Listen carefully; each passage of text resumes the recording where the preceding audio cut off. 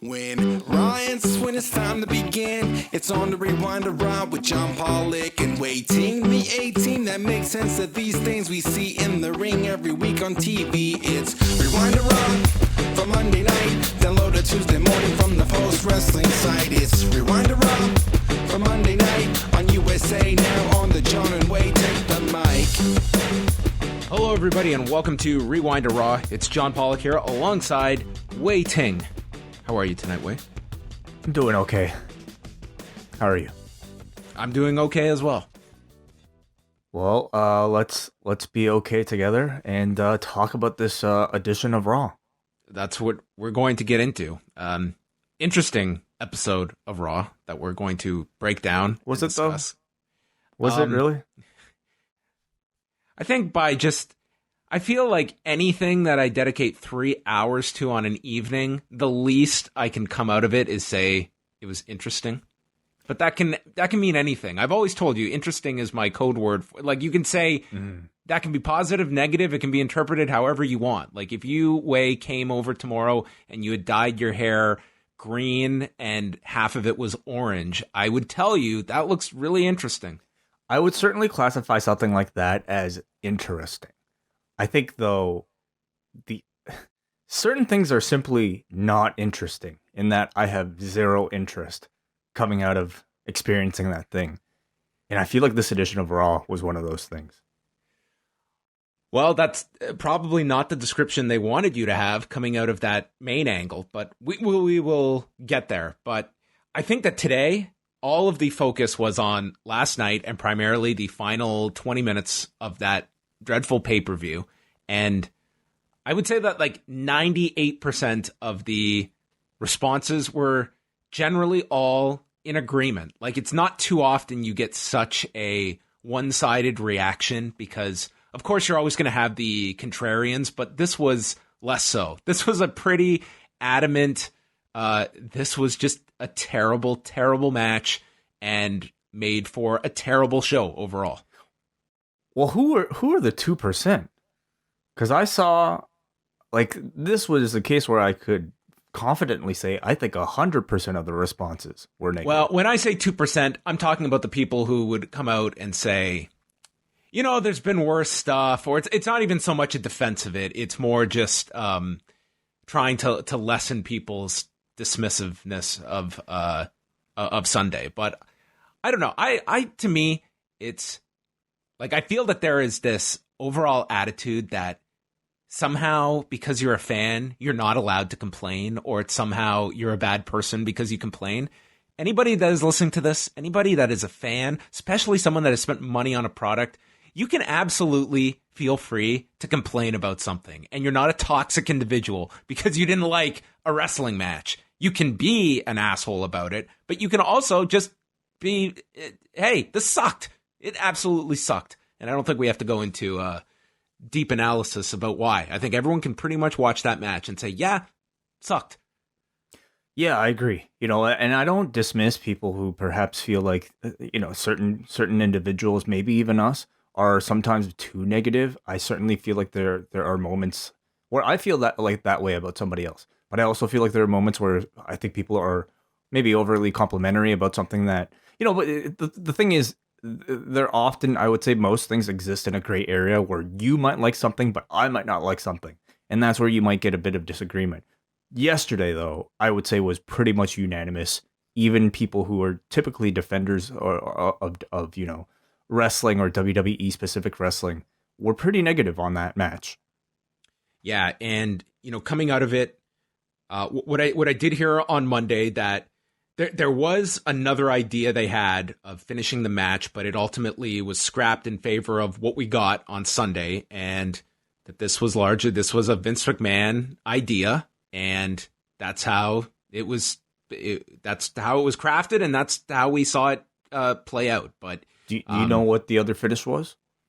You know, something to the effect of like Bray taking some like really big bump, and that would cause the match finish, but ultimately he would like rise up. That's what I heard from one person. Oh, you mean like being stuffed into a casket and then maybe having the casket? No, we would not see we would not see Marty Jannetty airlifted up into the rafters. I had no idea that was Marty Jannetty. Are you kidding me? Wow. Yeah, that was the legend is that was Marty Jannetty. Wow. In the Providence Civic Center. Royal Rumble 94, everybody. Rewind away tomorrow. That will be covered on Rewind Away on How Tuesday. Appropriate. How great It time. really is, because I do believe that we have quite the companion angle to go with Sunday's Hell in a Cell finish. Yeah, where The Undertaker is stuffed into a casket after the entire heel locker room comes out after a match with Yokozuna, a casket match, and then he ascends to the heavens, first of all appearing on a screen, explosions, green gas, the works, as he takes a short break before coming back, reborn with purple gloves. As you look at this, do you have any thoughts on, this being Vince McMahon's idea to end this pay-per-view? And I should mention, Fightful has also been reporting on this as well. This all centers back to Vince McMahon. But does that give you just a cause? Like, this was a very... I just don't understand how anyone looks at that and thinks... Give me cause, John. How long have we been doing this show?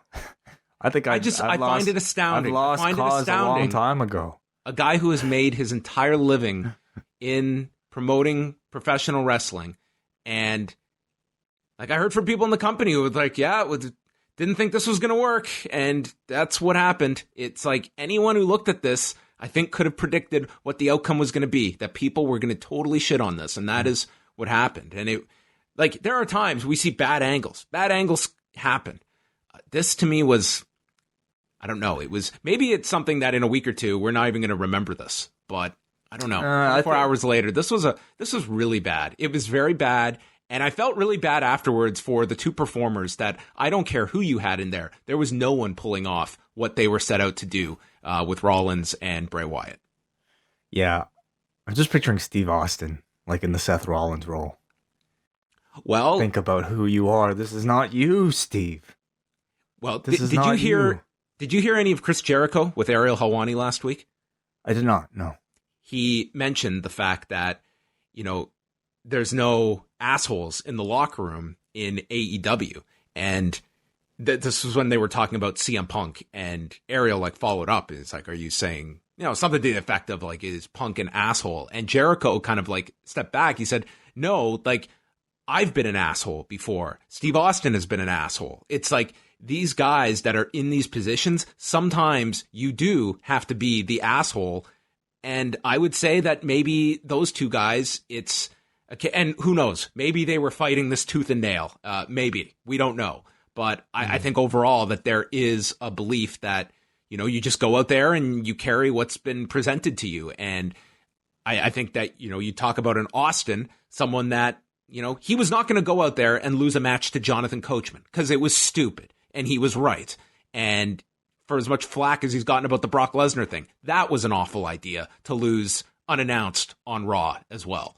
So sometimes you do have to be an asshole in situations where there's bad stuff thrown at you. And ultimately, it's going to have the biggest effect on you. Vince McMahon will move on to another story, another character, another angle. But you are a commodity, and you have to be have your own agency about you to see how your character, which is your lifeblood, is utilized in these kinds of angles. I think it's really hard to comment on that without knowing exactly how much input, the performers had. Who else besides Vince McMahon might have had some input into the angle, whose idea it really was, all the different components attached to this. But, we've seen so much of Cain Velasquez recently talking to CM Punk before, deciding to work with the WWE in that interview with Mark Raimondi after Fox on Friday. Punk told Kane as a bit of advice before getting to the WWE, according to Kane, be a team player. And I feel maybe in the past that was, somebody like Steve Austin wanting to speak out. I feel like maybe they've bred a culture where something like that is really frowned upon because they have ways of weeding out people that aren't team players. Yeah, and where is, how much has that mindset changed to when, you're Seth Rollins, he's going to make incredible money year in, year out.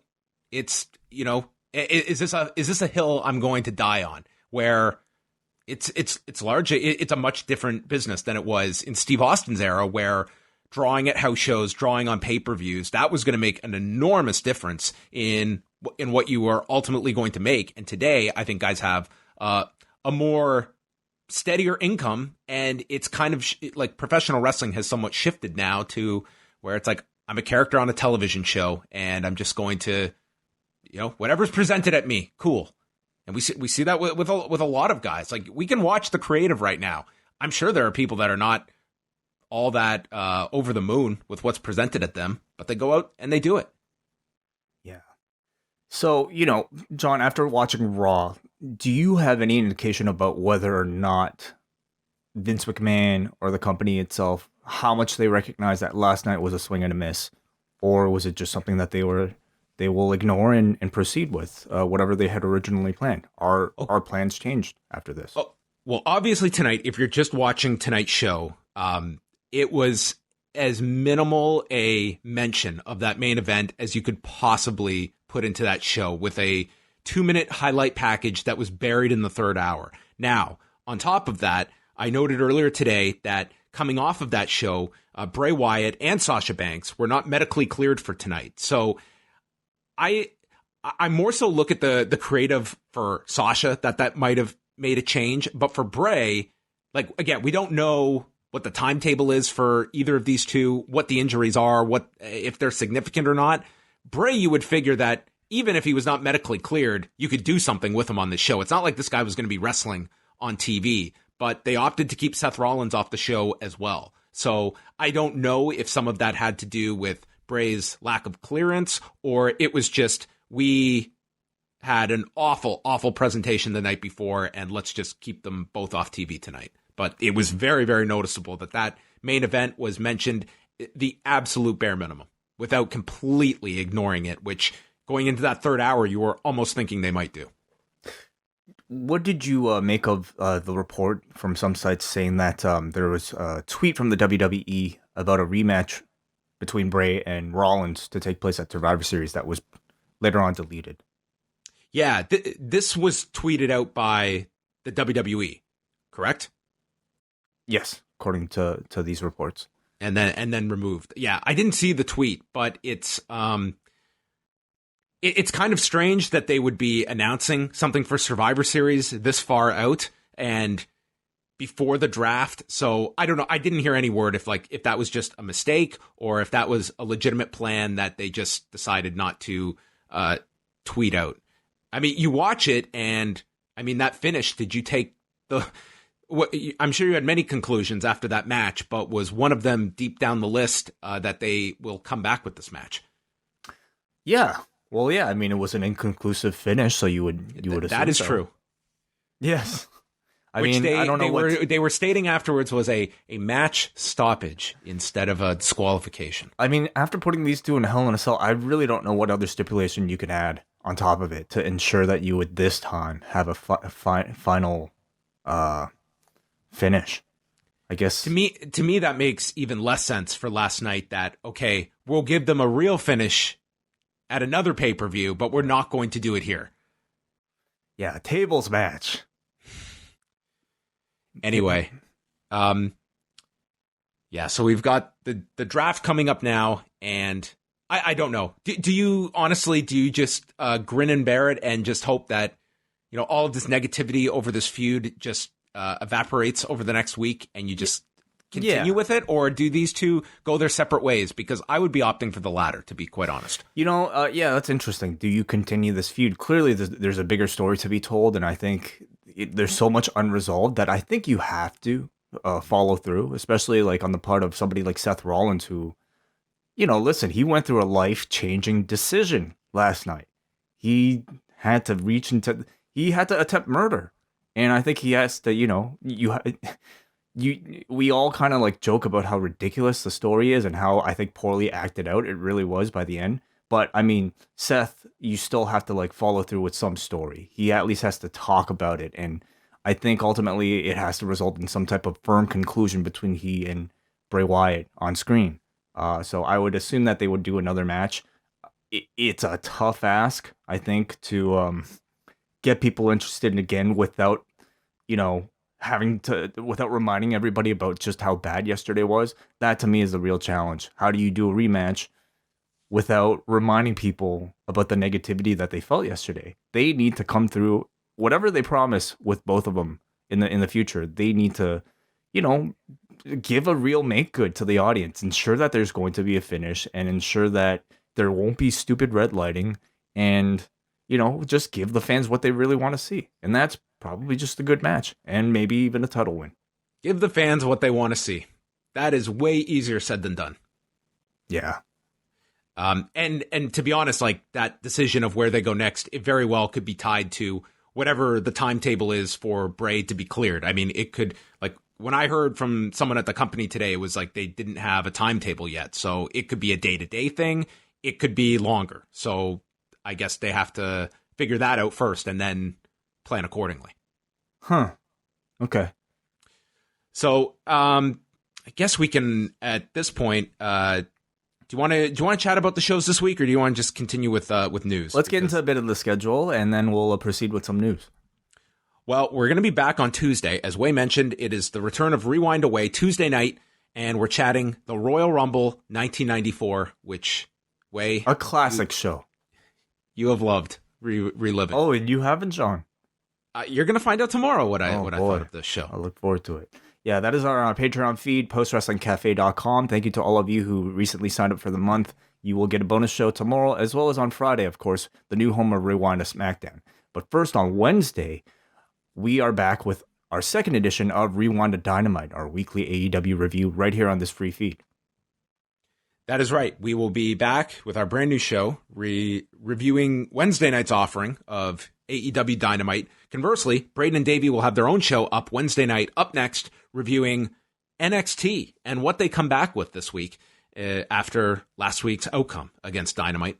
Thursday, we'll be going through both shows and taking lots of your phone calls on the Cafe Hangout. You can check that out, 3 p.m. Eastern Time. All members of the Post Wrestling Cafe, regardless of your level, can tune in live at 3 p.m. and call in or Skype. We want to get your reaction to Wednesday night, as well as whatever news is happening this coming Thursday. Quickly becoming my favorite part of the week is the Cafe Hangout at 3 o'clock on Thursdays. I mean, it was great last week. We were just inundated with phone calls. It was a lot of fun coming off the first week of AEW and NXT, and the chat room was just full of activity. Yeah, it was great. We fast forward to Friday, and that will feature Rewind to SmackDown. That will be a show for members of the Post Wrestling Cafe. Friday night, we'll be going through the first night of the WWE Draft that's happening in Las Vegas on Friday. Then on Saturday, WH Park is back. The two of us will be previewing New Japan's King of Pro Wrestling card that's going down next Monday. We'll also be going over the candidates in the Japanese category for this year's Wrestling Observer Hall of Fame and chatting a bunch of other shows coming up and stuff that WH has checked out. And then the week wraps up Sunday with an interview I'll be doing with David Lagana of the NWA. Their show Power is going to be debuting tomorrow night, 6:05 Eastern, on their Facebook and YouTube channel. And we'll have a couple days to watch the show and then chat with David Lagana about the tapings from last week and everything about the NWA, and I'm sure many other subjects as well of what's going on in the industry. So you can check that out Sunday here at postwrestling.com. And then next Monday, just looking ahead, we'll have a review of New Japan Pro Wrestling's King of Pro Wrestling special on Monday on the Post Wrestling Cafe as well. Yes. Davey Portman is also going to have some reviews of Evolve this weekend. So those will be up this weekend. And I did want to make mention that Tuesday on the website, Andrew Thompson is going to have an interview with female performer Faye Jackson, who is going to be joining him to chat about her run in Ring of Honor, Wrestling for Beyond Wrestling, and several other topics. So that'll be up on the site Tuesday morning. So you can check all of that stuff out over at postwrestling.com. But now we can move on over to the rest of the news items that are going on. And we talked about the issues coming out with Bray Wyatt and Sasha Banks, so there isn't a whole lot to add there. We didn't get to talk really about the SmackDown numbers from this past weekend, and we did get the overnight numbers on Saturday, and I believe the final number should be out on Tuesday. But looking pretty good for Fox. They did 3,920,000 viewers on Fox from 8 to 9 p.m. and then 3,818 from 9 till 10. So averaging 3,869,000 viewers. That was the overall number. Was that higher or lower than what you expected, Wai, for the big push that they had on Friday? I think by the end we had both guessed maybe somewhere upwards of 4 million, but I mean this is in that range, so I would say perhaps. But these network numbers I think to me are kind of new, so I don't really have a great barometer. How would this? Obviously they seem to consider this as a success. But what do we know in terms of demographics? What do we know in terms of maybe how it compares to previous shows in this time slot and its competition? Well, among adults 18 to 49 and adults 25 to 54, they won the night. So that was very strong for them. They did a 1.4 in the first hour, a 1.3 in the second among 18 to 49 with an 8 share, and then did a 1.6 among adults 25 to 54. So those are very, very solid numbers for Fox and winning the night in those demographics. So the overnights, they monitor the top metered markets and doesn't include the West Coast where it airs on delay as well. So the final number may be a little bit above that, but this is a pretty close to accurate number. But that's kind of the difference in the tabulation for network numbers. But I guess the big question is, now that we know what they're doing on that first night, what do you predict for weeks 2, 3, and so on? I think that this week, I'm expecting a decline this week. I think The Rock made a big difference on this one, as well as just so much promotion for that first launch. But the draft will be good for them, though. I think it will be good for them, and I'm interested to see how much Fox pushes the draft this week. My guess would be pretty significantly, given their commitment here and what they showed going into the first week. I'm thinking they're going to do around 3.4 million, around that. I do think there will be a bit of a drop from week 1. Yeah, I think The Rock obviously makes a big difference, though. I mean, I would probably venture my guess maybe somewhere in between your guess and what they did this week. Yeah, Fox also sent out a press release that made its way to my inbox. So Fox tracking us down, Wai. So they combined the numbers for Fox Deportes and from their streaming service, and they said that the peak was the first 15 minutes, which was the Rock, Becky, Baron Corbin segment that had just over 4.2 million viewers. So that was the high point of the show, and they listed the overall audience at 3,999,000 viewers. But again, that's incorporating 2 channels and streaming figures as well. Okay, so I guess we await the real number Tuesday. Why did they come out Tuesday? It just takes longer with the network numbers are, especially from the weekend to tabulate. I mean, that's just always same with like the UFC. You'd have to wait Tuesday to get the final number, but you'd always have the overnights to kind of get a decent gauge of where things were.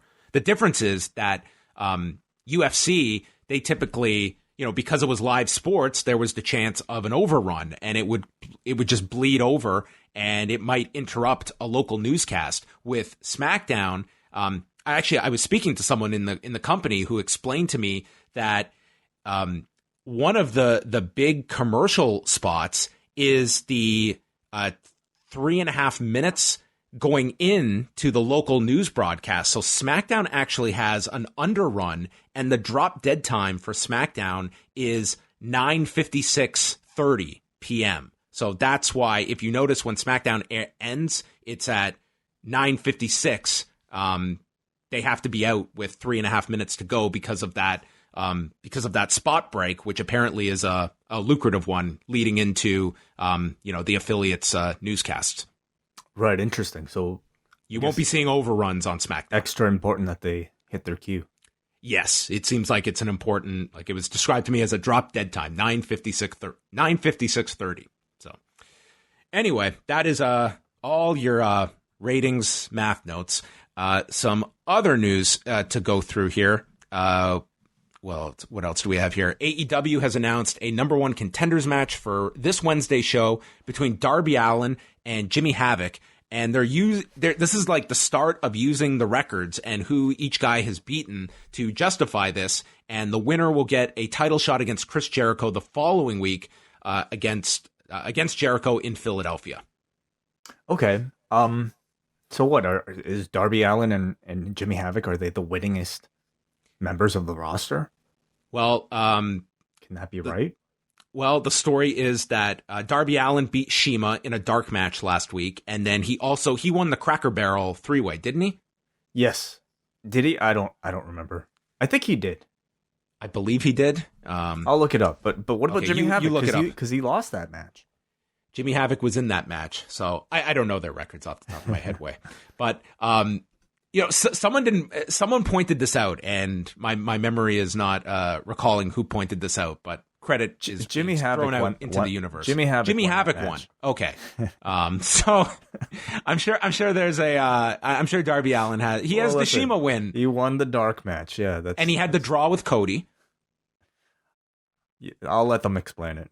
Anyway, I'm sure it makes sense in their mind. But what someone pointed out, and I kind of like this idea, is Darby Allin beating Jimmy Havoc, gets the title shot against Chris Jericho, and then Jericho beats the guy that Cody could not beat going into the title match because Cody and Darby had the draw. Right. Okay. That's fine. Sure. I'm just saying it's a story that they could do. But then that cuts Darby off, doesn't it? But I guess you're not really going to headline with Darby Allin right at this point anyway. I would kind of prefer the other way around, where maybe it had been Jericho going the draw, and then Cody, the challenger, is able to beat the guy Jericho couldn't. I think it works a little bit better that way, but we'll see what they do. They could also do Jericho and Jimmy Havoc. Either way, it's going to be a weird match for Jericho the next week, and I'm kind of intrigued to see Jericho with some of these other guys. I'm definitely curious. I think it's a great TV match. I'm also really curious to see how they will continue to justify these, records for number one contenders matches, because essentially what they're committing to is G1 season that lasts till eternity. And, G1 math I think is tough enough as it is, but imagine trying to book that forever, the entire year. So at this point, with everybody having like 0-1 records or 1-0 records, it's probably quite relatively simple. But what if somebody gets injured? And if you have these plans lined out, I'm really curious to see how they do it. They also announced that the December 11th episode, they're going to be going to Texas, Garland, Texas, at the Curtis Culwell Center. So they're continuing to hit different parts of the country now, getting away, and now going. Texas is like the furthest they've gone so far. Cool. Yeah, slowly making their way out west. And the big one way, it was made official today on Ariel Helwani's show, of all places. Tito Ortiz versus Alberto El Patron on pay-per-view on Saturday, December 7th. $39.99 for this fight. That'll be a Combate Americas card. And it's going to be going that same night. There's a free card on ESPN from the UFC. So remember John, you remember there was a time when people were complaining to us that MMA and wrestling have nothing in common and that they shouldn't be covered on the same show. Well, this past week there was quite a bit in the opposite. Both ways, both directions. Yes. So they're also putting. So I guess Alberto has, when he became champion, he had a physical belt that he got, and Tito has his own UFC belt or something. So they're going to be putting their physical belts on the line. Like Tito's old light heavyweight championship? I think so. Oh my God. Okay. This is how it was explained on the show. And what's Alberto El Patron's belt? The WWE belt. Oh my God, really? So the winner will get physical control of their That's awesome. belts. That's great. Yeah. Did you see the angle they did in the ring to set this up a couple weeks back? No. Okay, between maybe what you saw with Jack that compared to Ken Shamrock this week, how did it fare? Okay, of all the MMA crossovers over the past week, I'm going to rank them, okay? Yeah. At the bottom, I think, has been Tito and Alberto. Oh, okay, no good then. I'm going to go in ascending order. Then I would go with the Jake Hager introduction. Mm-hmm. Then number 2, might surprise some people, Ken Shamrock and Moose. I think they've been cutting some really good promos on TV, and I thought it was like the high point of Impact on Friday night, where they did the clips from the press conference, which not only featured Ken Shamrock and Moose, but the story that Ken is training with Stephen Bonner, while Moose has enlisted the services of TNA alumni Frank Trigg. That's right. Frank Trigg is back. Wow. Moose is actually both guys are Shamrock and Moose. I don't know how great the match is going to be, but the promos have been very good from these two for Bound for Glory. And number 1 is the Kane Brock. I thought that was the best one. But look at that. That's 4 angles that we got over the last week in some form or fashion. Yeah. Am I missing out on any? Am I overlooking any? I feel like there was maybe another one. I don't know. There's something somewhere. Anyway. I mean, if you don't count Tyson Fury, I suppose. Right. Well, yeah, we got Tyson Fury to get to as well. I'm not even going to ask you if you're going to be watching Tito Ortiz and Alberto El Patron. I know the answer to that. I have a curiosity, absolutely. I love freak show fights. This is the MMA analysis I want from you, okay? I don't always ask you MMA questions, but your breakdown of Israel Adesanya's entrance at Marvel Stadium on Saturday. Oh, the entrance? I thought it was really cool. It was like a phenomenal. Traditional what is the name? The haka? What is that called? I don't know if this was a haka dance. This was haka is like, where you're, doing the screams. Isn't that what this was? No. Oh, okay. Unless you saw, they did do when they arrived in the city at the airport. There was this huge group, and they did this whole haka dance for Israel Adesanya. But yeah, this walking out was just him, and these were like childhood friends of his, and like if you see this jumping cartwheel leap that he does, and this guy's he's going in for a 5-round fight. It was just amazing to watch this guy, and then he defeats Robert Whittaker. It was awesome. That main event was awesome. It was fantastic. But how would you grade my Marvel DC tweet? Brilliant. 10 out of 10. Absolutely. I only did that tweet with you in mind. I won't lie. I was out during the day, and I thought to myself, I'm like, I wonder who's doing commentary tonight. And I was like, I bet you it should be John Anik, and Joe Rogan doesn't do the international ones. And I wonder if it's Daniel Cormier. And then I was like, DC at Marvel Stadium. And I was ready, Way. I didn't know if he was doing commentary till I ordered the pay-per-view that night. And then when I saw him, I was ready. I had that tweet. I had the bullets in the chamber, and I was ready. And I don't know what it says about Twitter, that was probably my most circulated tweet I have ever sent out. Well, you need to get you an award. There's no award for getting retweets or likes. It's like it's literally like a video game. Like that's what Twitter is, and you have a score. A life score. It clearly translates to human how important worth. You are, of course, in life. Absolutely. Yeah. But then I checked in and exchanged all my cred on the show when I thought that what's his nuts Deadpool was a DC franchise. Oh. Yeah. Guess what? I was alerted afterwards that it's Marvel. There's no excuse for that one, John. It's too confusing. I think Marvel, of if they weren't in Endgame, then they aren't Marvel. I have a lot to explain to you. Yeah. Have you are going to see The Joker on Tuesday night, correct? Tomorrow, I'm very excited. A lot of controversy about this movie. I know. I'm actually going to try and see it so that we can talk about it, but if not, you can spoil me on Wednesday. No. Okay, we'll see. Yeah. I started listening to a podcast today about it, and it was like going into all these details about this movie. And I was like, I don't know. No. You had it spoiled for you already? It wasn't so much spoil. Like, I knew what I was listening to. This is on me. But I decided, they're just going through the entire movie here. So if I'm going to watch this tomorrow, I might as well just turn this off. And I did. And you know what? I checked outside, and the earth did not explode. My life didn't end. It was okay. I might see a movie where I know things that happened in it, and I think I'm okay with that. But I'm kind of intrigued to see it. Yeah. Do you think this is a real controversy, or do you think this is just people creating a controversy? I mean, I'll have to let you know. I haven't seen it myself. I'm not up on what. Well, I know the bare facts about this movie being discussed, but anyway, maybe we can talk about that later. So anyway, that was everyone's weekend. I hope you all had a wonderful weekend, and I hope you spent it with us. God knows we did enough shows over the last week. I think you and I have done a show every day since Wednesday. And I think that's going to be our life from now on. Well, we've got the Rumble review tomorrow. Got a show Wednesday. We got a show Thursday. We got a show Friday. Yeah. Saturday. Thank God. We're going to get Thanksgiving off, Way. Well, you're going to be doing a show with WH, so you'll be there. Sure. Yes. Saturday. I guess you'll be there on Sunday because you'll be doing a show with our interview with Dave Lagana. And then, John, we'll make up for the weekend because we'll be talking to each other twice on Monday. Next Monday. Oh, my God. That's right. We're doing 2 shows next Monday. We're going to have a King of Pro Wrestling review during the day. And then we got Raw. The draft is next Monday. So it's actually a big Raw. Yes.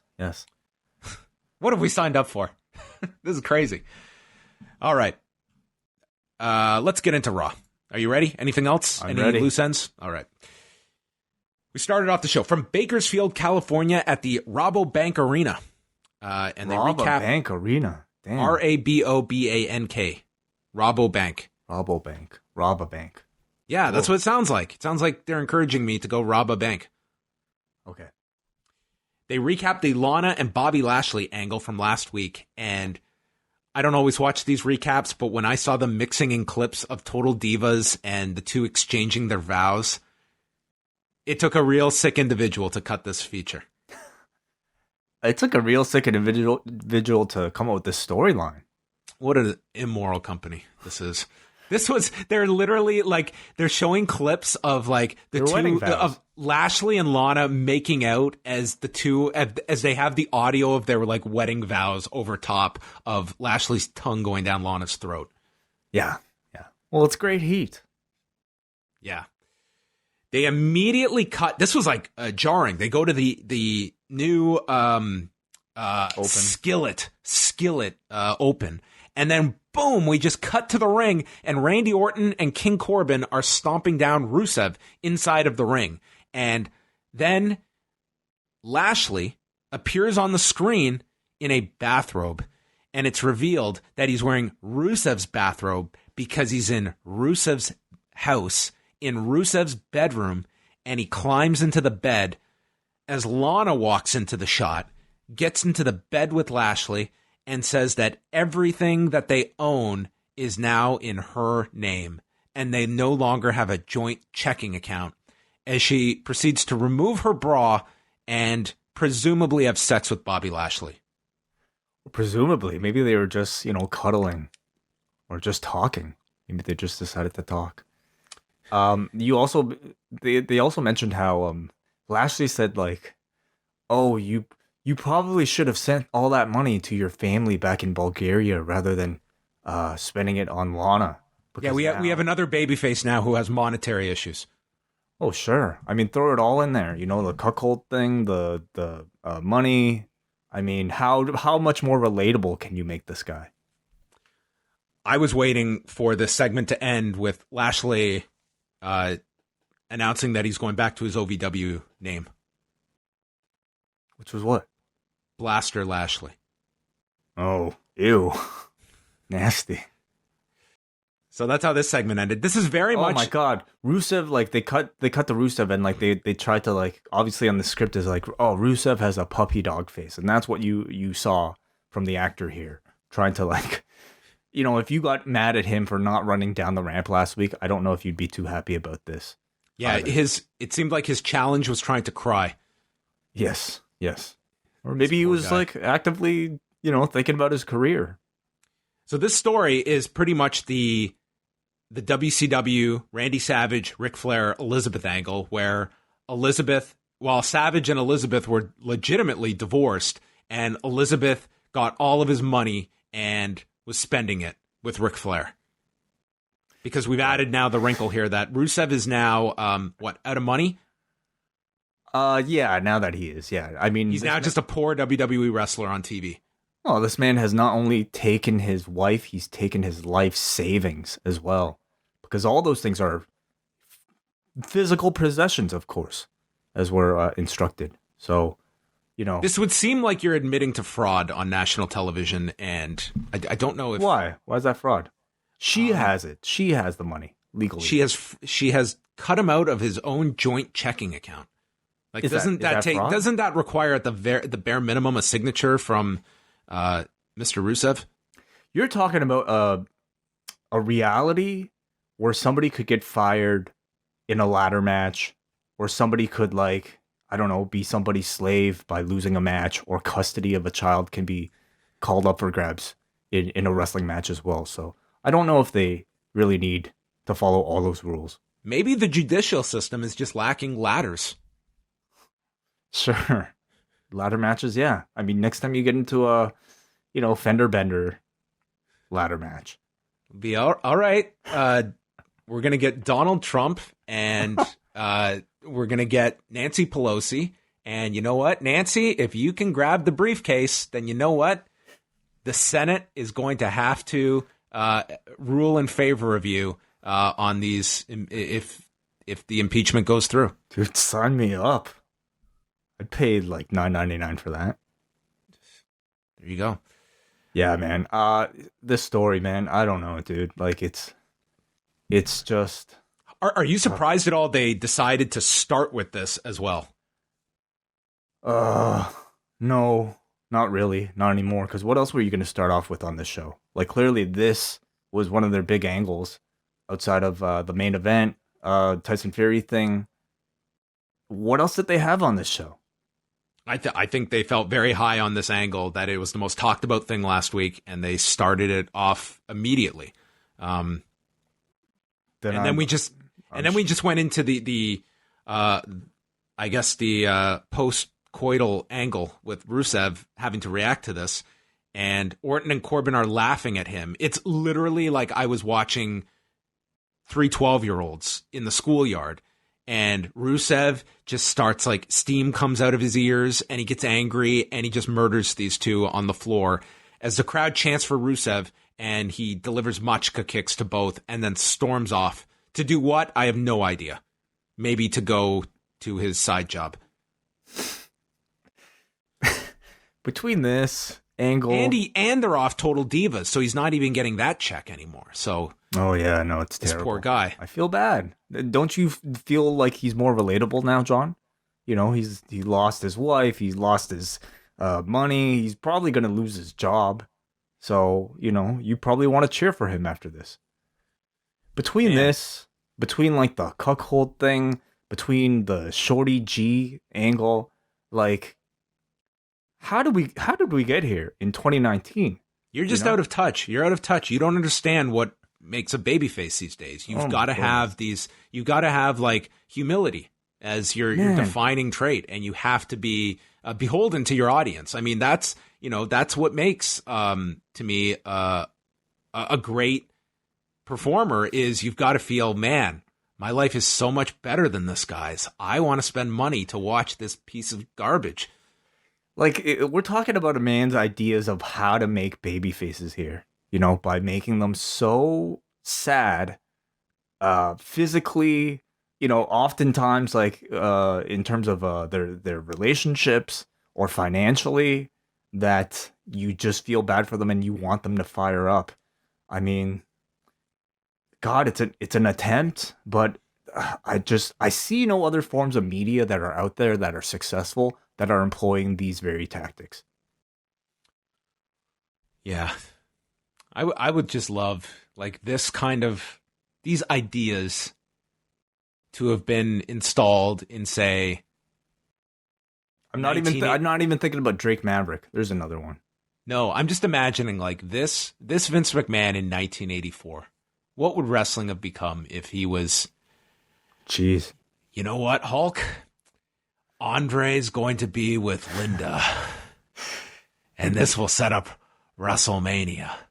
Because Linda's got your money, and you've got to work WrestleMania because the payoff is going to get you through the spring, or else you're broke.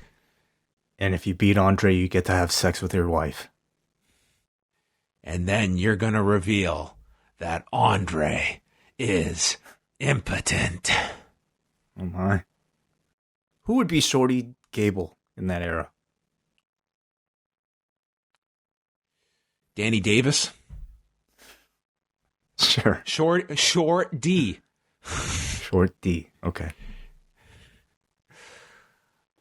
Lacey Evans is out by a trash can, which contained the remnants of last night's main event. Natalya's name was written on the trash can, and she says that it is time to take out the trash. And she is going to do so after she beats Natalya in a last woman standing match. So they had a match, and they had a long match. They fought on the floor. Natalya hit her with a snap suplex, attacked her in the ribs, applied the sharpshooter, but the announcers noted that's not going to do anything. She still needs to be down for a 10 count. So there's a table brought out by Lacey Evans. Everyone cheers, so then she proceeds to put it back underneath the ring to get boos. Natalya is then tossed into the steps, and the heat of this match was Natalya pretty much telling Lacey, just destroy me. Throw me into every hard part of this ringside area, and I'll just sell. She was thrown into the post, into chairs. She was seated in a chair, and then a kendo stick was put in like she was strapped into a roller coaster, and then shoved over so she was trapped in a seated chair. Well, I thought that was pretty clever, actually. This was... that should have been the finish. This was more clever. The women have had some clever kendo stick spots over the last 24 hours between Sasha and Becky with the chair on top of the kendo stick in the cell, and then this. Yeah. There was a trash can full of garbage that was thrown at Natalya, and then Lacey went for a moonsault off the barricade, but did not come anywhere close. Natalya then got... this was the best. They go up the ramp, and we talked about the new Raw set, and people were joking about this being like a skateboard ramp. I didn't pay too much attention to it last week. It was like, whatever. They've got their unique design. When Natalya got thrown onto this thing, and then she just rolls down this ramp, it looked like the most goofiest thing in the world. You can never have a wrestler bump on this thing again because you'll laugh every time. It looked so silly. Well, it looked fun as hell. I'd love to. It looked like a slide. It looked like a slide that you would like just want to go down. Yeah. This is not designed to elicit fear that the performer is injured. So Natalya they should have really had the set with like the sharp tacks and, big spikes. Yeah, there should just be daggers coming out of it. So it's like you just murder somebody if they're thrown in here. She went down the slide again. Natalya then attacked her with her own suplex, and then with a table set up off the stage, Natalya powerbombed Evans off the stage, sending Evans to her death, and won the match in 17 minutes and 9 seconds. Yeah. I'll say, like, if you kind of like condense this match to all the big spots, I think they did a good job of delivering, I think, brutal hits, but spread out amongst all the 10 counts in 17 minutes. The pace of it, as is the problem with a lot of last man standing matches, actually became kind of unbearable. It was just like one hit and then they'd restart the count. What made it worse, and the announcers called her out on this, was the fact that Lacey, every time she attacked Natalya with another kendo stick shot or something else, the referee kept restarting the count. So there was one where Natalya was like at 8 on the ground, and then he just restarted, and it's like she had never gotten to her feet. Made no sense why Lacey would do that. So it's, in terms of believability, I mean, that kind of took you out. But I'll say for the most part, like, it's a tough ask, I think, to get people to get into the pace of a match like a last man standing match for 17 minutes for a feud that is completely cold. A feud that I don't think people really even had the patience for like a 5-minute match for, much less a 17 match with 10 counts lined out all in between. So I like the finish a lot. The powerbomb off the ramp was something I really didn't expect with these two. It looked great. Natalya performed it wonderfully. But overall, I thought it was a really boring, pretty repetitive match. I thought for a Lacey Evans match, this was a very ambitious ask of her. And for that, maybe I'm bell curving it a bit. I thought that, to go out there for 17 minutes, it was, it was a large chunk of time for them. I think this was a better street fight than it was a last woman standing match. Yes. But of course, had it been a street fight, God forbid, we can't pin someone. We can't have Lacey Evans be pinned. Do you think that would be the reason? I think this is worse. The fact that they can't even get back up. I don't know. I don't know what went into that, but I think had this been a street fight, I think this would have worked a lot better, because to me it was the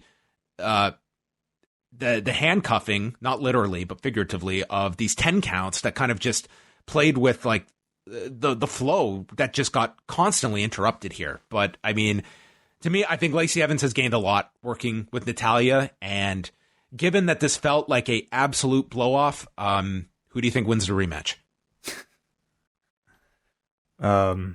Natalya again.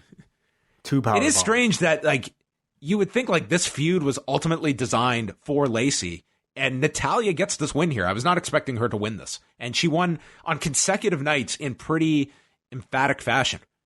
Yeah, I mean, to me, it feels like they're keeping Lacey in the position that she probably should have debuted at, maybe in the mid card. As a heel, I think she could afford a loss like this and bounce back to be pretty much in the same spot. You have to wonder maybe if any of the Total Divas co-promotion might have anything to do with a certain renewed push for Natalya. But I feel like Natalya needs something. Like, she's often the person losing despite being the babyface. And then, before they can even really sell Natalya's win, they are immediately just cutting to promote the rest of the show. Like, there was no, there was no moment to even let this win sink in and put any kind of stock into it. They're just right moving on to the next thing. And then they cut to Tyson Fury. He's with his family backstage and would be addressing Braun Strowman later tonight. And then we cut to The Room. Who's in the room? Our friend Aleister Black. Monday Night Raw. A place of competition and a place of tradition and a place of battle. Battle that I so desperately require. Because underneath this calm and collective demeanor, well, you and I, we both know that's not who I am. No, I am as unforgiving as fire and as cold and permanent as death. And all of this will tell you that I am forever restless. So, come on this WWE showcase and knock on my door and pick a fight with me. Ooh, chills. Unforgiving as fire and as cold and permanent as death. Yeah. This guy should come out to cold as ice. Oh, okay. Yeah, somebody back there, has been looking. The room was double booked tonight. Sure, maybe they were in there at the same time. Somebody back there has been bookmarking thesaurus.com, I'm sure, and probably the authors. Oh, you think they're writing for him? Well, you said have been bookmarking, so I thought of the authors.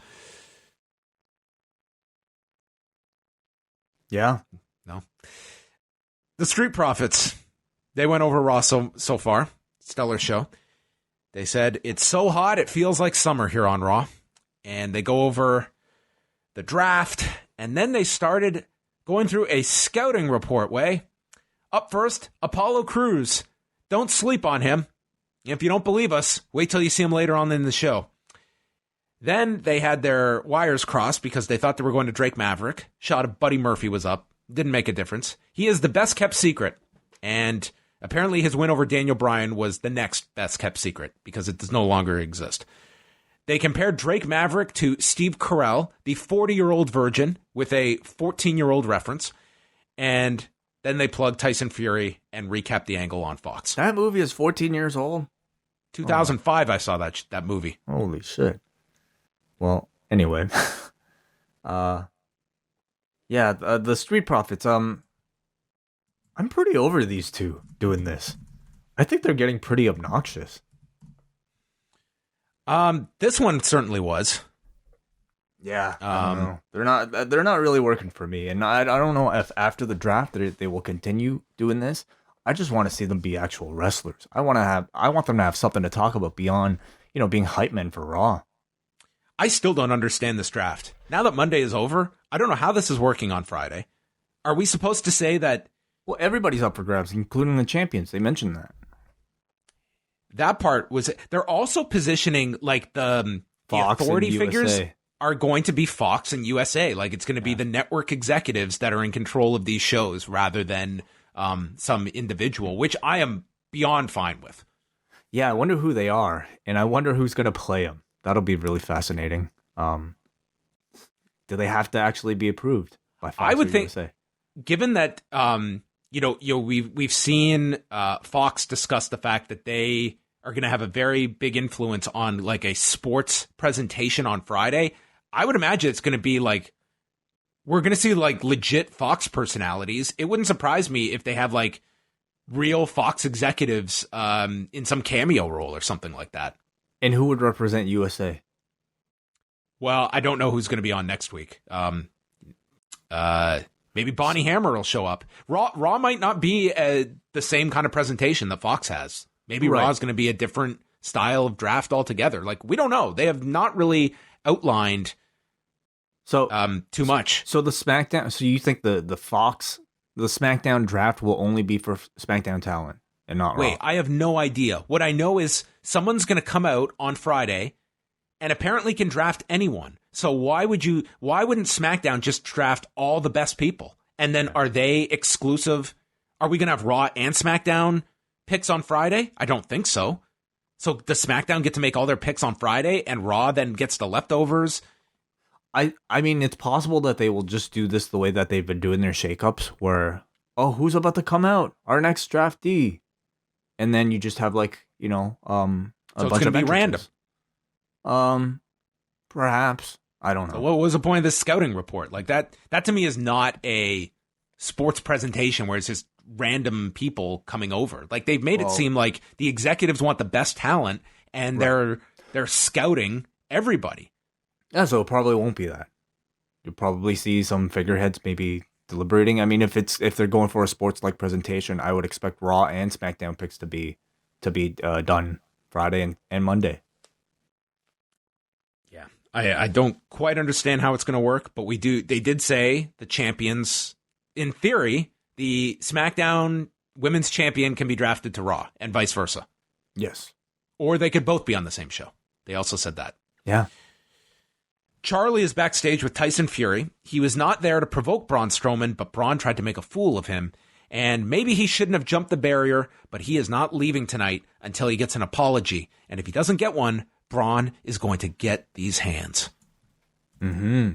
Yeah. What do you think? How do you think he did here in a scripted WWE interview? This was fine. I think he's got a very good delivery. This did feel like this was a scripted promo for him, but he has enough personality that I thought it was fine. And this was very short, this portion. Yeah, for a celebrity, I think he does better than most. Robert Roode and Dolph Ziggler versus the Viking Raiders, another long match. Ivar gets slammed on top of Ziggler. Lawler says if you ever want to know if there's life after death, just wrestle Dolph Ziggler. Roode then chop blocks Ivar's knee, and Eric lifts Ivar, drops him onto Roode, and that's a big part of their offense now, is just double team maneuvers with one another, dropping the other onto their opponent. And Roode and Ziggler are on the floor avoiding the Viking Raiders, and Vic Joseph says, there's no timeouts here on Raw, because that was a few months ago. And the champions then beg off, they go to a commercial, and apparently do get a timeout. Ziggler then distracts, and Eric gets run into the barricade, takes a jumping DDT. They have the heat on him for a while until Ivar gets the hot tag. He runs wild on everybody. And then there's a springboard clothesline as Eric lifts Ziggler up. Roode makes the save. Roode and Ziggler did this double team maneuver where Roode went for the spine buster into a zigzag by Ziggler onto Eric. That got a big near fall. The glorious DDT gets countered, and then Ziggler tags in. Famouser gets turned into the Viking Experience. and the Vikings win in 16 minutes, 35 seconds. Non-title match, by the way. Yes, this was how they build to title matches. Beat the champions, and then you get a title match next week. I thought the match was fine, but I like the other match, I found it too long for the amount of interest and appeal either of these teams have. It feels like they are rushing towards a title program for the Viking Raiders without having given them any sort of character development. I can't even recall a promo from these two until later on in the show after they had already secured a tag team title match.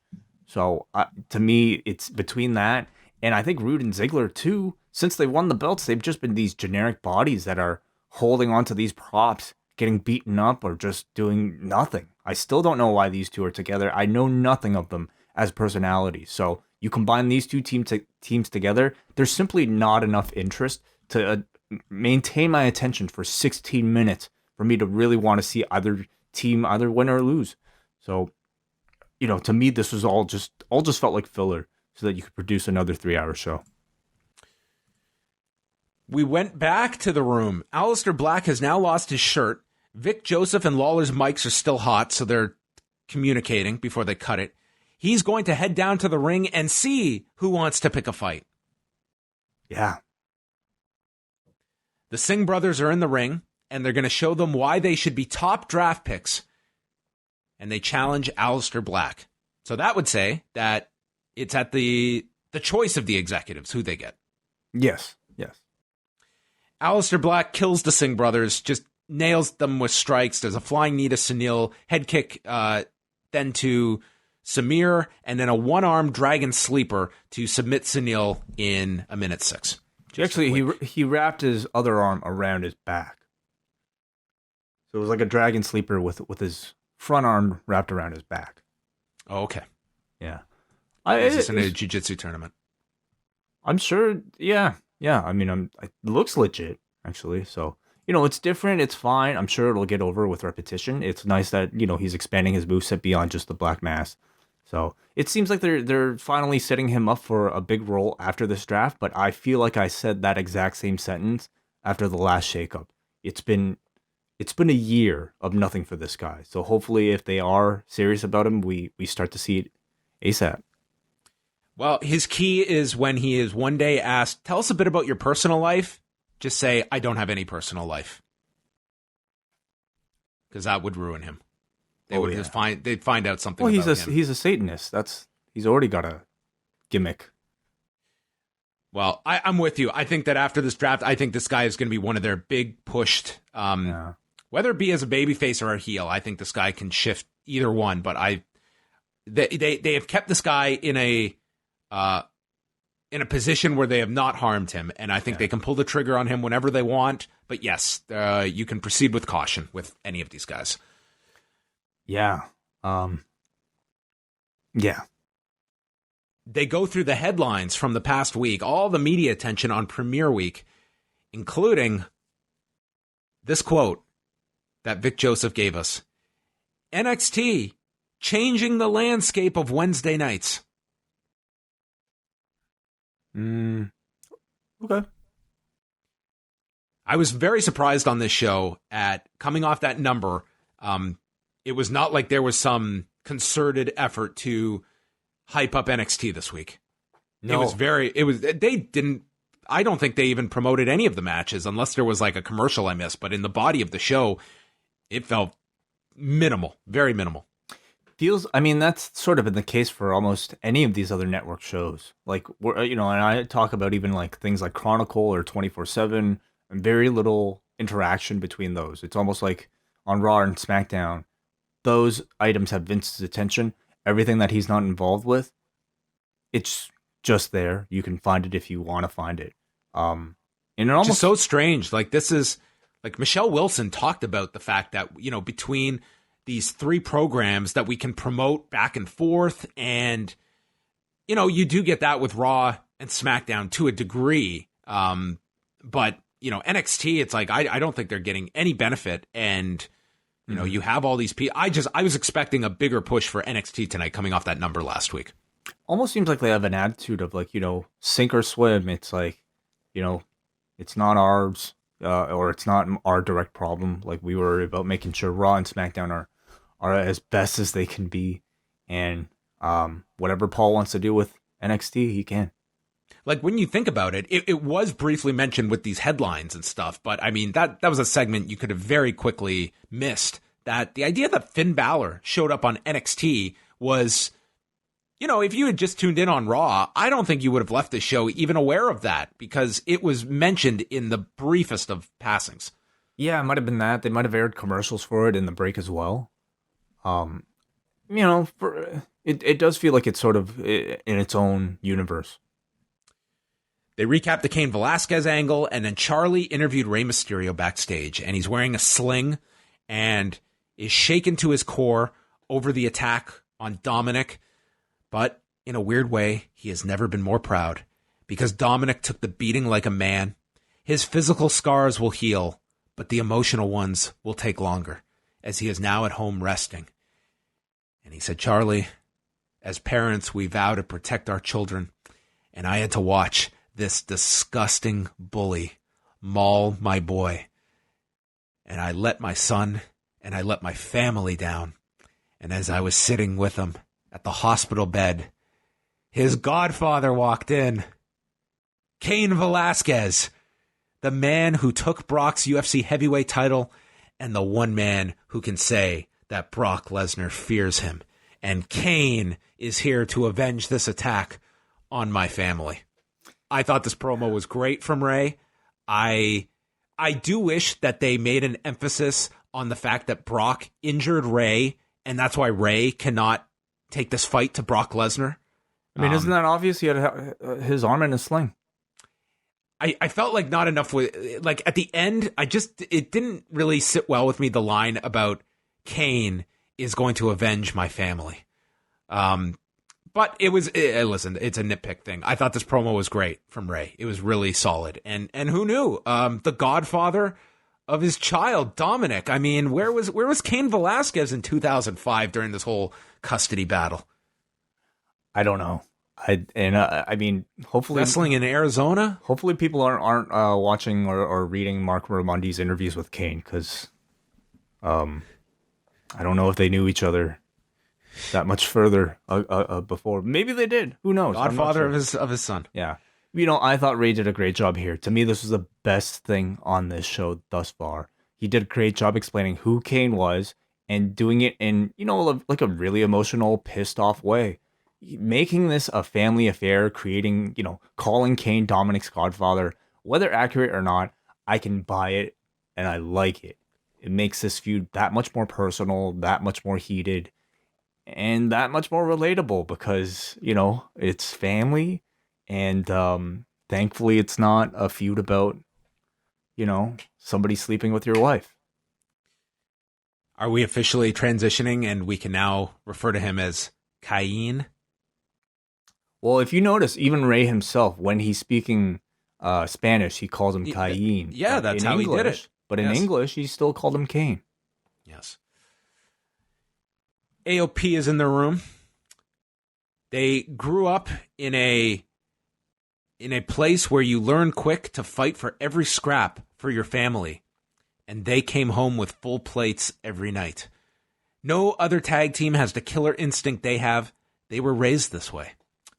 They have the will to take your food and your money.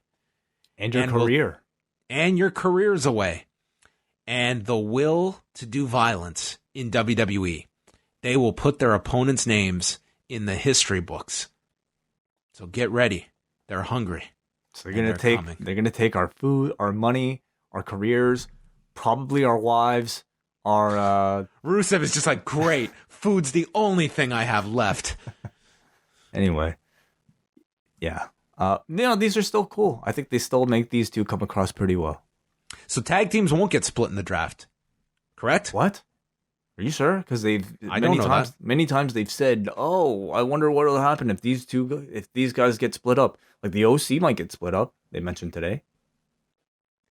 I don't know if these two are eligible, but of course they are. What am I saying? So, the luck of the draw. I'm sure these two will end up together. So by some miraculous chance, we're gonna get the majority of these tag teams sticking together? We're not just going to break up like half the tag division? Well, listen, you know how NBA players might, or NBA teams might draft like two players from the same team just because, or trade for two players from the same team because, you know, they play well together, or like a player might request to play with another player. I mean, I'm sure you get stuff like that. I know I'm belaboring this point, but I just think it engages your fan base so much more when they understand how it works, because it creates all these scenarios and you can anticipate all these little things. It's like, imagine if you didn't know the rules of the Royal Rumble. Okay? They just told you it's a battle royal. How many people are in it? We all thought we knew the rules of a Hell in a Cell, and I don't think any of us predicted the finish that they ended up coming up with. So, I mean, it's a question of whether or not they even understand the rules for their own systems. Do they even know who's going to be drafted? Maybe Vince McMahon was deciding for some inspiration. He went back, he watched the King of the Ring from 98, and he heard Jim Ross yell the question that was on everyone's mind. Can somebody stop the damn match? And Vince decided, yes, of course we can stop the damn match if we choose. Created a new rule. I wonder if Vince ever goes back to watch his old stuff. Do you believe, without any assistance, that Vince McMahon can log into the WWE network? Without anyone reminding him what his password is, without anyone telling him what to click through? I wonder. I would assume he's got it bookmarked and he's got cookies enabled, and so he wouldn't have to do it every single time. You know, probably Stephanie or Hunter like sets it up for him, or maybe his grandkids set it up for him. Yeah, well, that's what I'm asking. Like, without, they're all gone on vacation, and he's left on his life depends on pulling up the Chi-Town Rumble, and he's got 5 minutes to do it. Does he require additional time? I have no idea how good he is with computers, so he could be a wizard. You know, he could be making GIFs. He could be, I don't know, torrenting AEW shows. Well, we know his Twitter game is just on fire. Yeah, maybe he's on Watch Wrestling. That would be I would love to interview the person that is responsible for typing out Vince's tweets. Yeah. So far, we've got a retweet of a press release, and then we've got, oh God, he's been pretty inactive. He tweeted out the SmackDown commercial last Friday. He just tweets out a thing like just plugging whatever Raw, SmackDown. Happy birthday, Stephanie. Happy birthday, Gerald Briscoe. It's just promos. He's a busy man. Clearly. He should not be on Twitter. Could you imagine him on Twitter? It's actually amazing when you look at all the parallels between him and Donald Trump. Twitter is not an area that their lives have intersected in. Right. Thank goodness. AJ Styles, Luke Gallows, and Carl Anderson against Kalisto, Lince Dorado, and Grand Metalik. This was a really fun six-man. This blew away almost everything at Hell in a Cell. I won't say everything, but God, this was a significantly better six-man than the OC had the night before. Dorado hit this splash off of Metalik's shoulders onto Carl. Then set up the commercial break. The Lucha House Party climbed to the top post and did a triple, like 3 simultaneous moonsaults onto the 3 on the floor. Very cool. Classic, yeah, it looked awesome. And in classic WWE fashion, this breathtaking spot by the Lucha House Party. We return from break. Carl Anderson in control of Lince Dorado. Kalisto then hit a handspring Insaguri and a Hurricane Rana to AJ. Anderson makes the save, taken out with a springboard dropkick from Metalik. Salida del Sol from Kalisto is countered. Pele kick from AJ, knocks Dorado down, and then hits Kalisto with the phenomenal forearm to win in 9 minutes, 29 seconds. This just felt like a really fun match, and all 6 just got to just go out there and just have a really great 6-man. It was a good little match, you know. Again, I would say a match that was sort of lacking in importance. No real storyline to build up to it. No real purpose for it other than to get the OC their heat back. But it didn't stop the Lucha House Party from making the most of their airtime. They were all really impressive. Really great looking tandem moves. Great hot tags. I would say it's it's unfortunate that they only had this position, but I mean, to be honest, it's even a miracle that these three even have jobs, because given the way I think, man, WWE has booked people of this size, they would have never made it out of 205 Live. So they at least have something consistent going on, even if it's a role like this. But I really want to see more of the Lucha House Party, especially as a trio. They're tremendous. So, and tonight was like the most representation we've seen of 205 Live talent on Raw in the longest time. I mean, there we had Kalisto, Dorado, Metalik, and earlier we had the Singh brothers. I mean, when you need people to lose, you just dial 205. They killed the Lucha House Party afterwards. They hit Metalik with a magic killer, and then Dorado took the Styles Clash off of the turnbuckle. So, just a reaffirmation that the OC are the pushed act. Miz TV, he comes out. Miz recaps SmackDown. Becky's out. Charlotte's out. Miz goes through all the different covers that Becky is on. She's on the box of Golden Crisp cereal that Miz just had to shill. Becky noted that cereal's great. Said that Sasha beat her up last night, but if Sasha was here, she would tell her that you got your ass kicked by the man. Miz transitioned, saying Bayley also got her ass kicked last night by Charlotte. And both women are at the peak of their careers. The draft can change your careers, and this is where he notes that either one could change shows and even be on the same show together that they were teasing. Flair takes exception when Miz says that they are dominant women. She says, why can't we just be dominant? And Miz just kind of ignores it. And Becky brings up their opponents, the Kabuki Warriors, and referenced the other best-kept secret in WWE, Asuka's win over Becky at the Royal Rumble. And she wants to correct that wrong 9 months later. I forgot about that. Everyone did. Becky says she made Charlotte's belt famous. Charlotte responds, I made you famous. And good lines. I like that. Holds up the title, that she's a 10-time champion, and Becky says, your reigns may be plentiful, but mine are meaningful. And they held up great the titles. lines. They had some good they had some trash talk. Some good promos here between these two. And then the Kabuki Warriors came out. Asuka starts screaming in Japanese, which was Jerry Lawler's open door to make jokes. Oh, I had flashbacks here, you know. Talk about a wave of nostalgia. This brought me right back to 98 and choppy your pee-pee. Oh, I had my hands above my eyes. I was just like, please, Jerry, don't. I was just waiting for him to just say something offensive, but I guess this was mildly offensive without being file a complaint offensive. The crowd's chanting what at both of them. They both just yell in Japanese, and that was their promo spot. Yes. So, you know, maybe I think talking about subtitles and why we don't employ them in the WWE, at least not, at a time when somebody like Asuka or Kairi Sane or Shinsuke Nakamura could have really used them as they were baby faces. They finally let, Asuka, Kairi Sane speak in their native tongues. Except it was only done to elicit these what chants, to elicit a heel reaction, all really just to perpetuate, I think, the idea that if you don't speak English, you're a villain. So if you're a wrestler who doesn't speak good enough English down there in the Performance Center or anywhere else in the world, the message is that you will never, ever, ever be a top babyface in Vince McMahon's WWE. And you see the difference. You see the difference between an old man's idea of how to portray, people who don't speak English versus a very modern take that you would see in something like NXT or AEW, where there are plenty of wrestlers. I mean, Asuka herself, not necessarily the greatest at English, yet was beloved. Kairi Sane was beloved as a babyface. Penta, beloved as a babyface in AEW, doesn't need to speak a lick of English.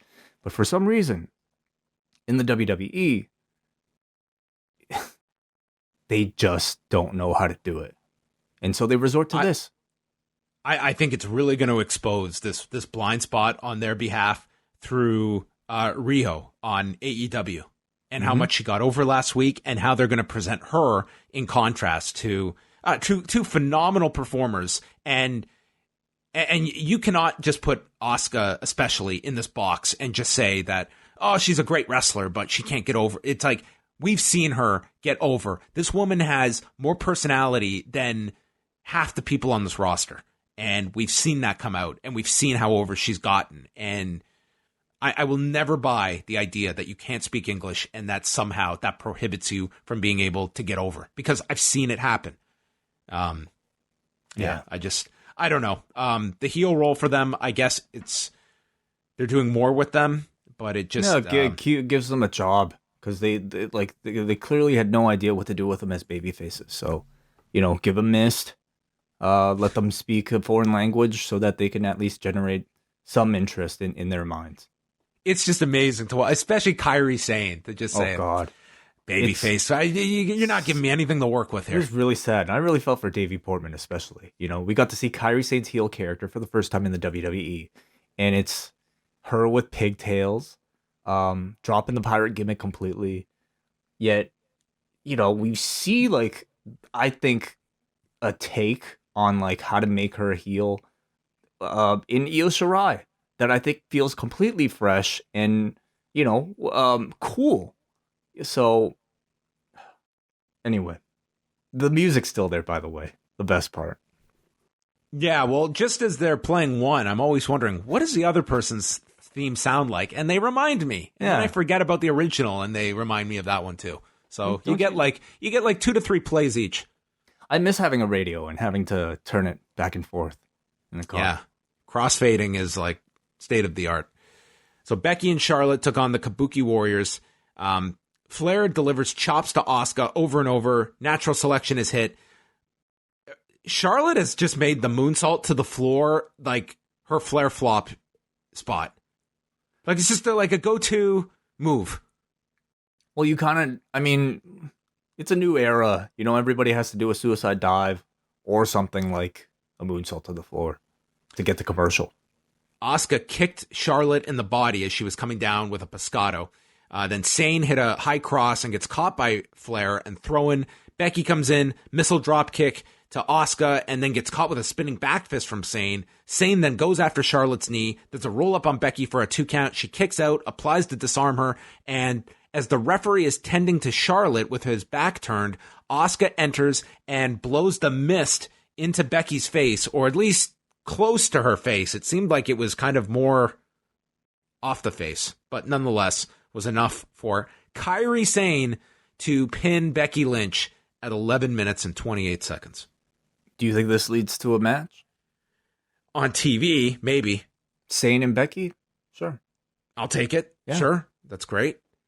After this, like, you referenced the Asuka loss. You did, like, out of nowhere here, create some opponents for Becky Lynch that, she does need some opponents. The Sasha feud's over. Mm-hmm. I'll take these two over most. So, yeah, there we go. I could see them just wrapping this up, though, over the next week or two with Becky beating Kairi on SmackDown or Raw.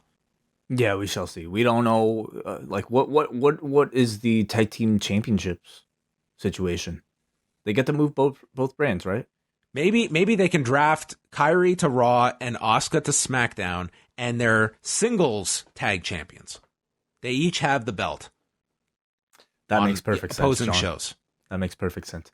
Do you recall a time, for some reason, like, so people were suggesting, like, Bayley or Sasha going down to NXT after their losses yesterday. And I'm reminded of the last time that I saw Bayley and Sasha in NXT when they were the tag team champions, vowing to defend those belts in NXT. So I completely forgot about the fact that theoretically, these titles should have the ability to go to all brands, including NXT. Problem is, you don't have any female tag teams down there. It's like you have Vanessa Bourne and Aaliyah. Yeah. I don't even know the women's tag teams they have there. Even Jessamine Duke and Marina Shafir, but they're not even really presented as a tag team. They're more the backup for Shayna Baszler. For a special occasion, if you want to do a takeover, having Asuka and Kairi Sane down there in an NXT for one particular match against, you name it, whoever, like a babyface tag team, I think that'd be great. Do they still remember that stipulation though, that these titles are allowed to travel? I think it was retired when the Iconics won the titles. Flair tries to fight them off and gets double teamed when Alexa Bliss and Nikki Cross ran down, and they may as well have just screamed baby faces on the screen just so everyone could know. This was Alexa's turn. She's now a babyface as they fought off the Kabuki Warriors and saved Charlotte and Becky. I really feel like she was always a babyface, and that it was just not very well communicated. But yeah, this was, I guess, your confirmation. So another title match? Like, I thought they were going to break up Alexa and Nikki, so at least we're going to get one more match between these four. Charlie interviewed Apollo Cruz. He says, Ricochet and me go way back. I mean, way back. Yeah. We didn't get a Dragon Gate mention, though. He says the draft is about opportunity, and he's been grinding and staying motivated. This is his showcase, and it's nothing personal against Ricochet. Every draft or shakeup feels like it's a new opportunity for Apollo Crews, and then he just gets forgotten about. Oh, I'm not following it for this time. No, not a chance. The Viking Raiders made a grand discovery. They made their way to the projector that lit the Hell in a Cell match last night. Probably. I wonder if it's the same, one of the same lights. I wonder. They said no one can keep them from their fate, and next week they raid and become tag champions before some very uncomfortable heavy breathing. Oh, yeah. Finally a promo from these guys. I'm happy to see it. I don't know.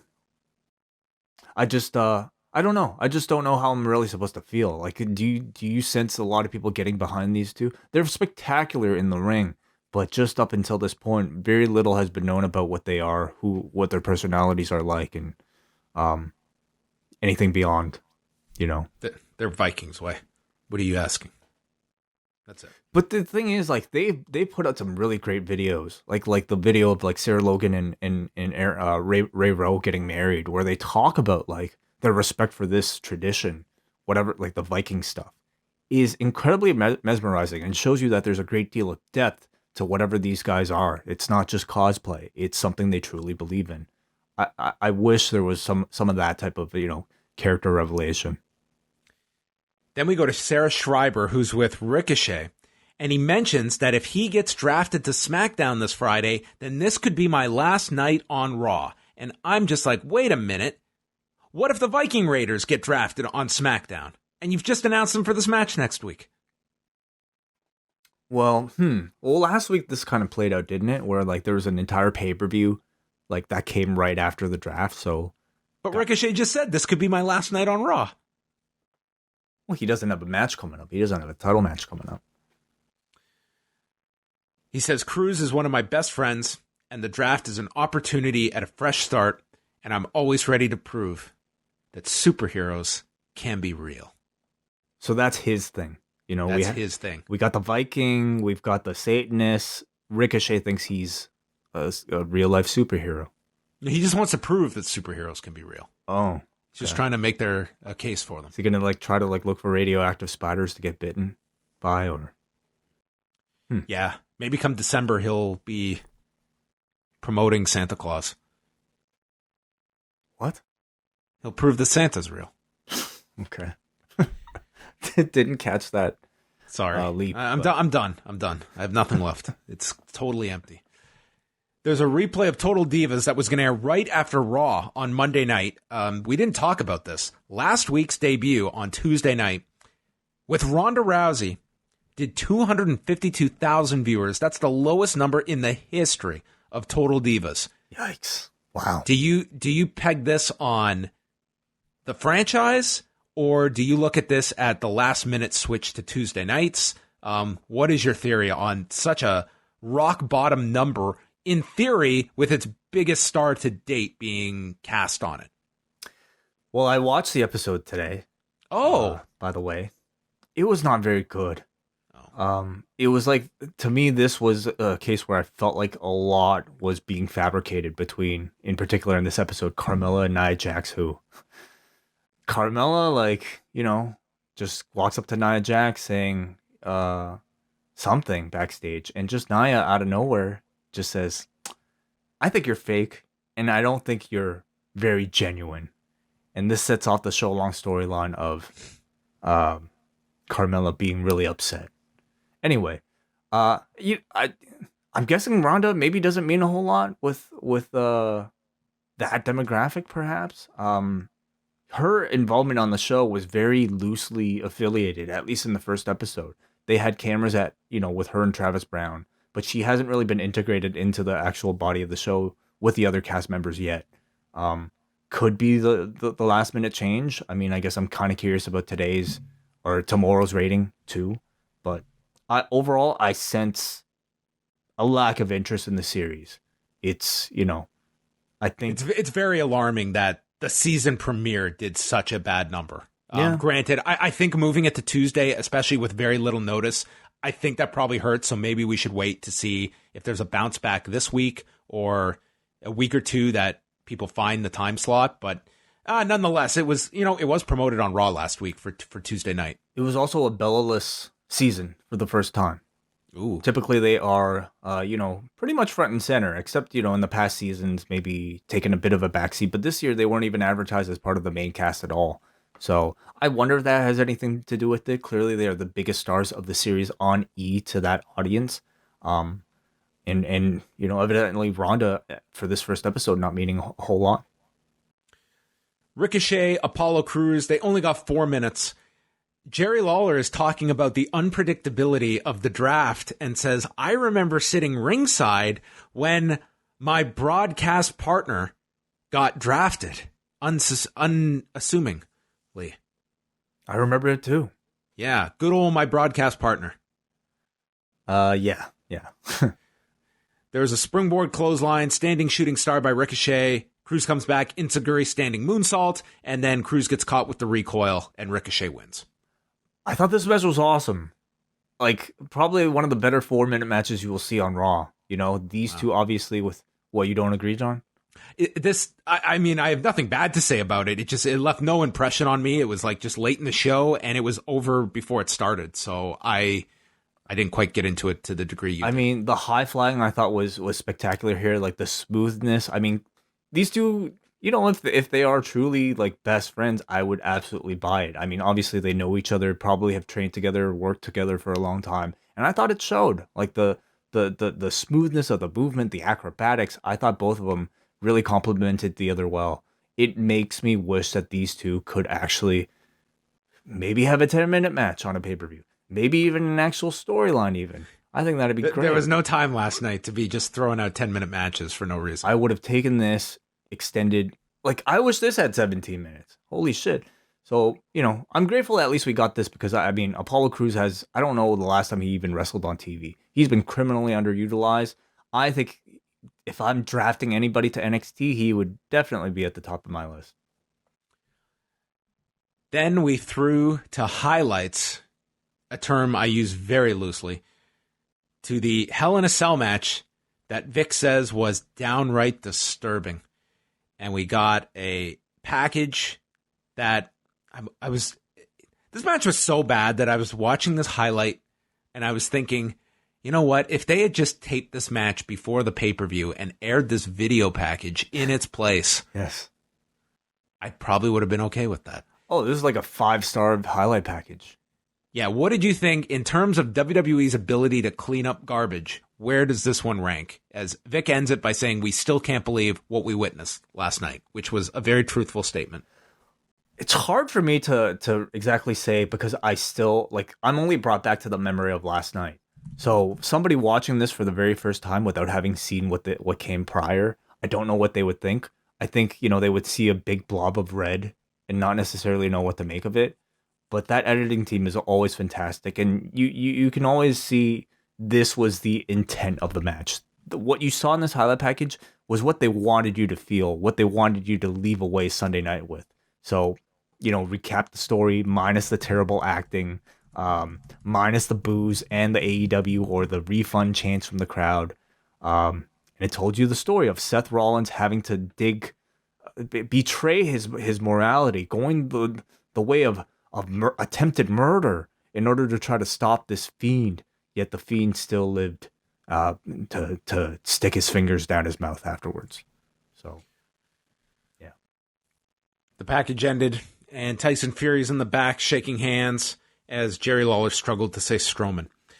Final segment, Jerry Lawler's in the ring to host and welcomes Tyson Fury, and Vic Joseph is very excited, noting the wild and off-the-cuff antics that Tyson has displayed during his entire career, and now he's got an open mic. Strowman comes out, and there's a chant of "Get these hands." He says he was messing around on SmackDown until he saw the way that Fury looked at him like he wanted a piece, and he gave him a present with Dolph Ziggler, and he wanted security to let Fury go. And Braun says, "I will literally eat you for lunch." Fury comes back and says that he would have knocked Braun out, and Strowman says, "You would have been on your back and not for some slow 10 count like the last time you fought Deontay Wilder." Ooh. Which the two had their draw last December at the Staples Center, coincidentally enough. Wait a second, so that was a draw? Yeah, they had a draw. And I guess it was disputed? Yeah, there was, a fair amount that thought Wilder won, but it was officially a draw. Got it. Okay. And they're probably going to have a rematch in February. Then they just start fighting. And it's the classic scene. Security gets involved. The place is going pretty nuts at the beginning of this. Fury breaks free. All the standard brawl spots that typically get over. Fury's punching away at all the security members. So Braun destroys his security that's holding him back. So then the locker room has to empty to separate them. Fury wants to fight. They keep being separated until Braun leaves with his music playing. He's interviewed by Charlie backstage, calls Fury a tough son of a bitch, but he's going to get these hands, and he doesn't play that crap, with Fury coming into his house, and then storms back down to the ring, and they're being separated as the show ends. Mm-hmm. Yeah. I think they always do a pretty good job with these pull-aparts. This one, to me, though, I couldn't help but feel like it was very cliched. Like they were almost running through a program or like a beat-for-beat parody of like Tyson and Austin. It lacked the intensity of when these are done super effectively, and I would put Austin Tyson very high on that list. Like that was tremendous. This to me, it went on too long, and there wasn't a progression in it. It was just, okay, we're going to separate, then we're going to be held back, and there was no escalation, and it just felt awkward by the end of it. Yeah. And I think by the end of it, I think people were generally, like, they seemed into this for the most part, and I think are intrigued to see the match, but to me, this wasn't an overwhelming success either. I think it's, especially if you're there live, just to see like the visual of like a mass of people trying to hold somebody back, and then like that is really easy to get behind, no matter who it is. I don't know if it necessarily translates to people watching at home to the point where I think after this, you might want to see Braun Strowman and Tyson Fury in some type of mock boxing match or a pro wrestling match in Saudi Arabia. I really don't know. And I wonder if it's due to like the rush nature of this feud. There is no real reason why these two have beef with each other. It's a really stupid reason. They were making faces and Braun threw Dolph Ziggler into him. It's simply not a good enough personal reason. And, look at the difference on that show with Kane. Kane here, you have a real connection to Brock Lesnar's past. It's believable. He beat Brock Lesnar for the belt. And this, to me, instead just felt like, a rushed attempt at celebrity integration, which in the end, it doesn't even matter whether or not people want to see it because they're going to get paid to do this match either way. I'll say I thought Braun did a good job in the role he was in. I think everyone's going to compare it to Austin Tyson, which was, it was a tough bar for them to clear here. I will say Tyson Fury throwing work punches. I mean, he was very much not trying to hurt these people, and I'm sure they appreciated that. Oh God, I wouldn't trust. I wouldn't trust a heavyweight boxer to throw work punches on live TV when you're like could be who knows? It was anyway. They didn't announce when the match is taking place. I think everyone is of the belief this is happening at Crown Jewel. That's to me the only thing that makes sense. And I would imagine they probably. What do you think? Do they make this announcement on SmackDown? Do they just make it during the week? Because they got time.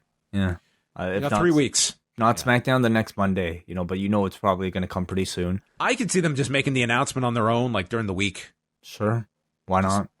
Goes out there. I'm curious to know, like, especially if you're, because I'm not much of a boxing fan. I only know of Tyson Fury by reputation and by name.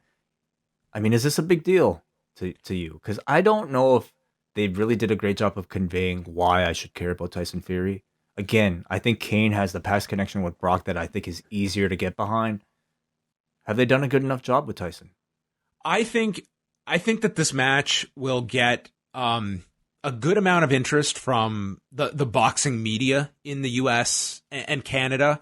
I don't see it penetrating into a mainstream story outside of like some select outlets. What I'm most curious about is how big is this to fans in the UK, where Tyson Fury is a much bigger star, and is this, WWE is fairly popular there as well. So those two worlds coming together, is that a part of the world that this is going to resonate that much more than here in the US or Canada? Sure, absolutely. I'd love to hear from you.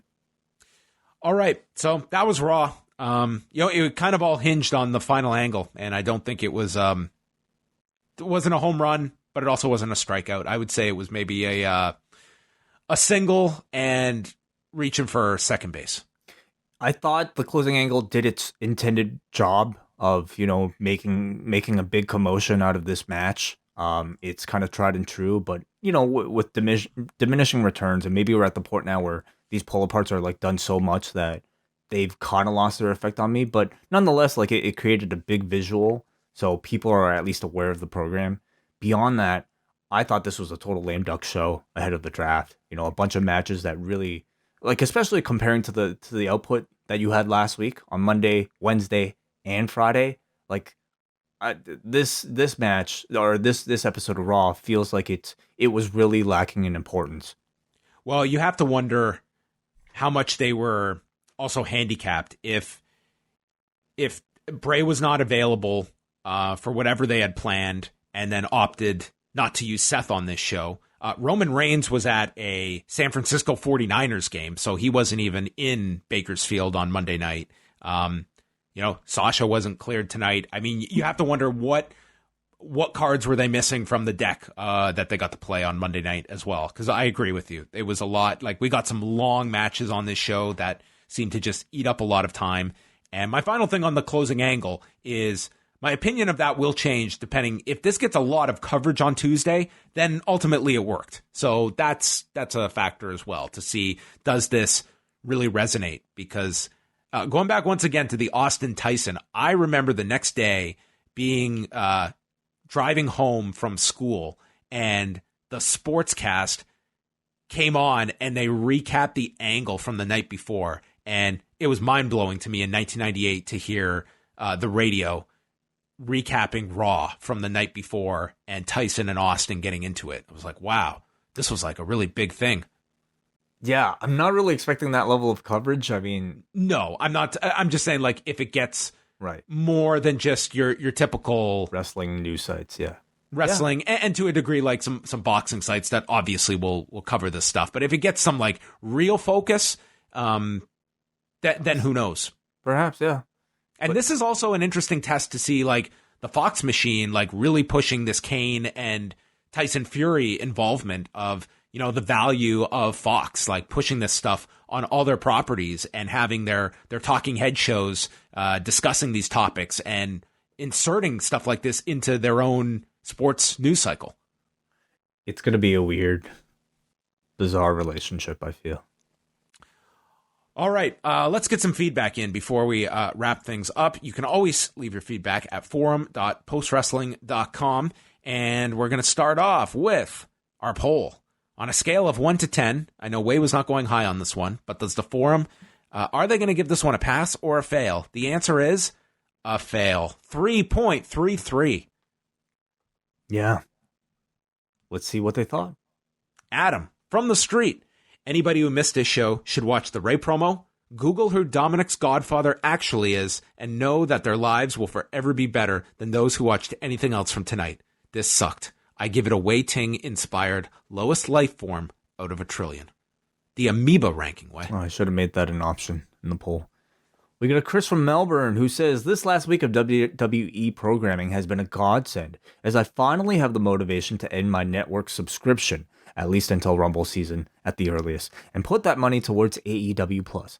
I'm writing to say that unlike Jeff in St. Louis from last night telling us all feedback, I'll at least be sticking with Team Post and supporting the cafe. Well, thank you. Thank you, Chris. With the two of you, I can remain up to date with storylines and occasional must-see matches, while still voting with my wallet about the changes I want to see in the wrestling world, and rewarding the people I feel are doing the best work. That being AEW, New Japan, and of course, Post Wrestling. Well, then you're covered.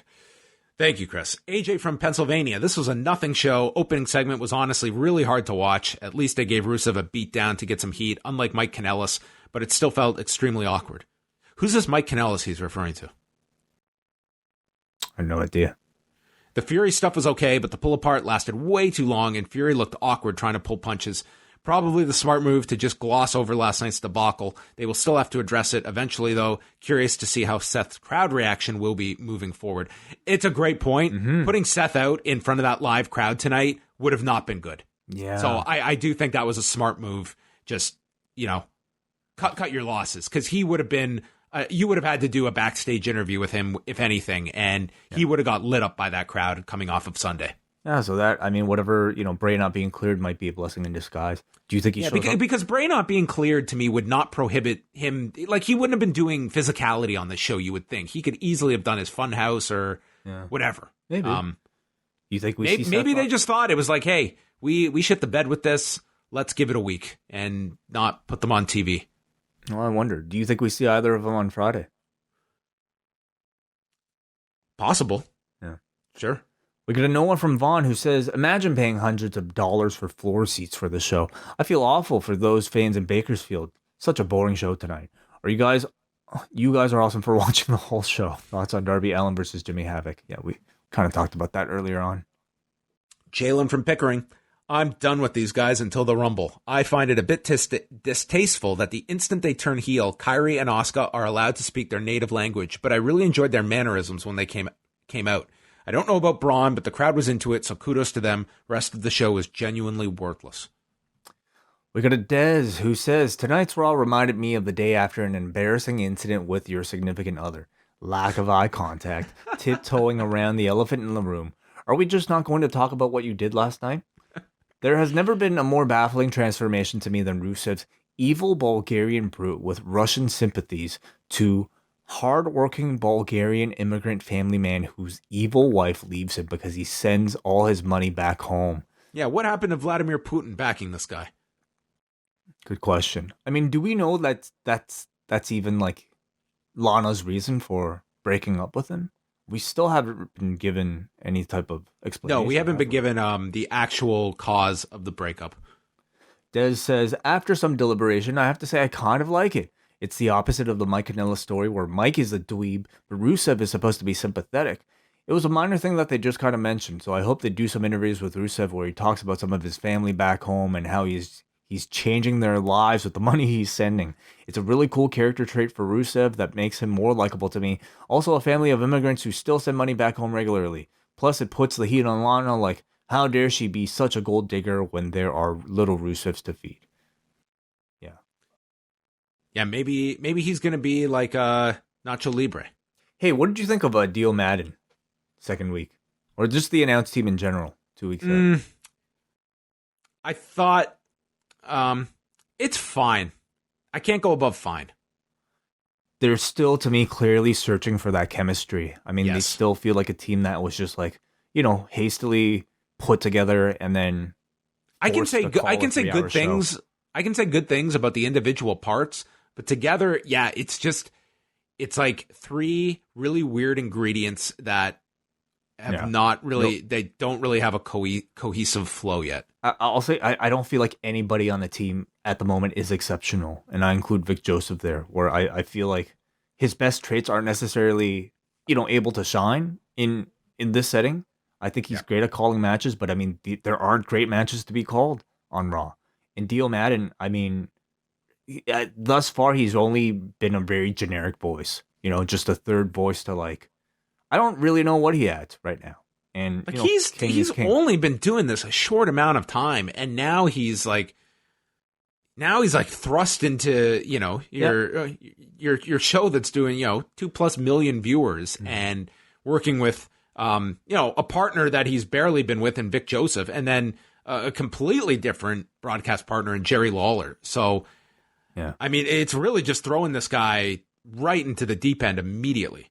I think obviously everybody has the potential to be good. He could end up being really good, but how long is it going to take? You know, I wonder. Meanwhile, like every single week, it's going to sort of be this, like, I would say rather flat, you know, announce team that we're going to get. All right, who's up next? Let's go to your turn. Brandon from Oshawa. What a terrible show. I guess cuckolds are over now, except if your name is Mike Kanellis. I hope the fans keep getting behind Rusev and don't let this garbage ruin his career. I was really hoping for some more info about the draft tonight. The only takeaway that I got was that they were pushing Fox and USA making the selections for their respective brands. Do you think we'll get some kind of representative to make picks, or are they just going to go back to that old random generator that they used to do? I kind of like the idea of someone who works for the network overseeing each show. I like the idea back in ECW with Cyrus and Palmer Cannon on SmackDown. You know, there's good and bad to either one. I prefer just having people that are making actual picks and there's a strategy behind them and that kind of tells its own story. But I don't quite understand how you do that on Friday if you're going to have, presumably you've got to have a SmackDown pick and then a Raw pick and going back and forth. So I think that's what you're going to get. I think, and if it's your own choice, like, it really makes no sense unless you're picking the top guys immediately and women. Well, yeah. Why wouldn't you get that? It's what they did last time, wasn't it? Then what was tonight's showcase with like Apollo Cruz? Like, what, he's going to he would be in someone's top 30 picks. Yeah. Okay. Sure. I think well, I mean, the showcase is to make sure that you don't completely forget about him, and he ends up being pick 100. But everybody wants to, like, you know, be picked up top. And who knows? Maybe he'll get picked top 10 as a way to push him. Regardless of the answer, tonight was the night to, and God knows you had the time, to really lay all of this out. Mm-hmm. Yeah. Like, you've known this draft's coming, and I think that tonight should have been a night to set the table for the draft. That's the only thing tonight you had to promote. That and the Tyson Fury deal. Those could have been the major things. And instead, you're going to have a ton of people tuning in Friday, and I don't think they have any idea how this is working. And maybe I'm overestimating how much that matters to people. Yeah, I think people will watch either way, you know, just because it's supposed to be an important show. The Superstar Shakeup, though, we saw the difference from one year to the next, though. Like, people tired of that, and it was way down this year because they didn't care about it. Yeah. So I think you did need to establish that this is not going to be that, where someone's just going to walk down to theme music and they're on a show, because we've seen that concept die. We got an MJ from NJ who says, I watch Raw only because I needed something not too distracting while I worked this evening.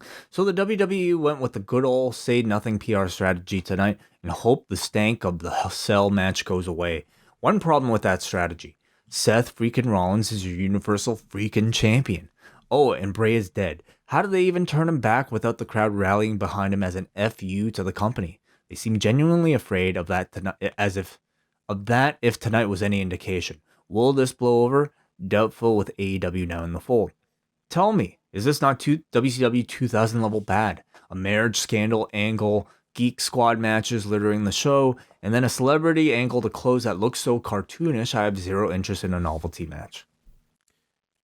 You know, I really hope, just for our own commentary, that Seth Rollins is scheduled for some media interview this week. Oh, I wonder. What? Well, depending on the media source, right?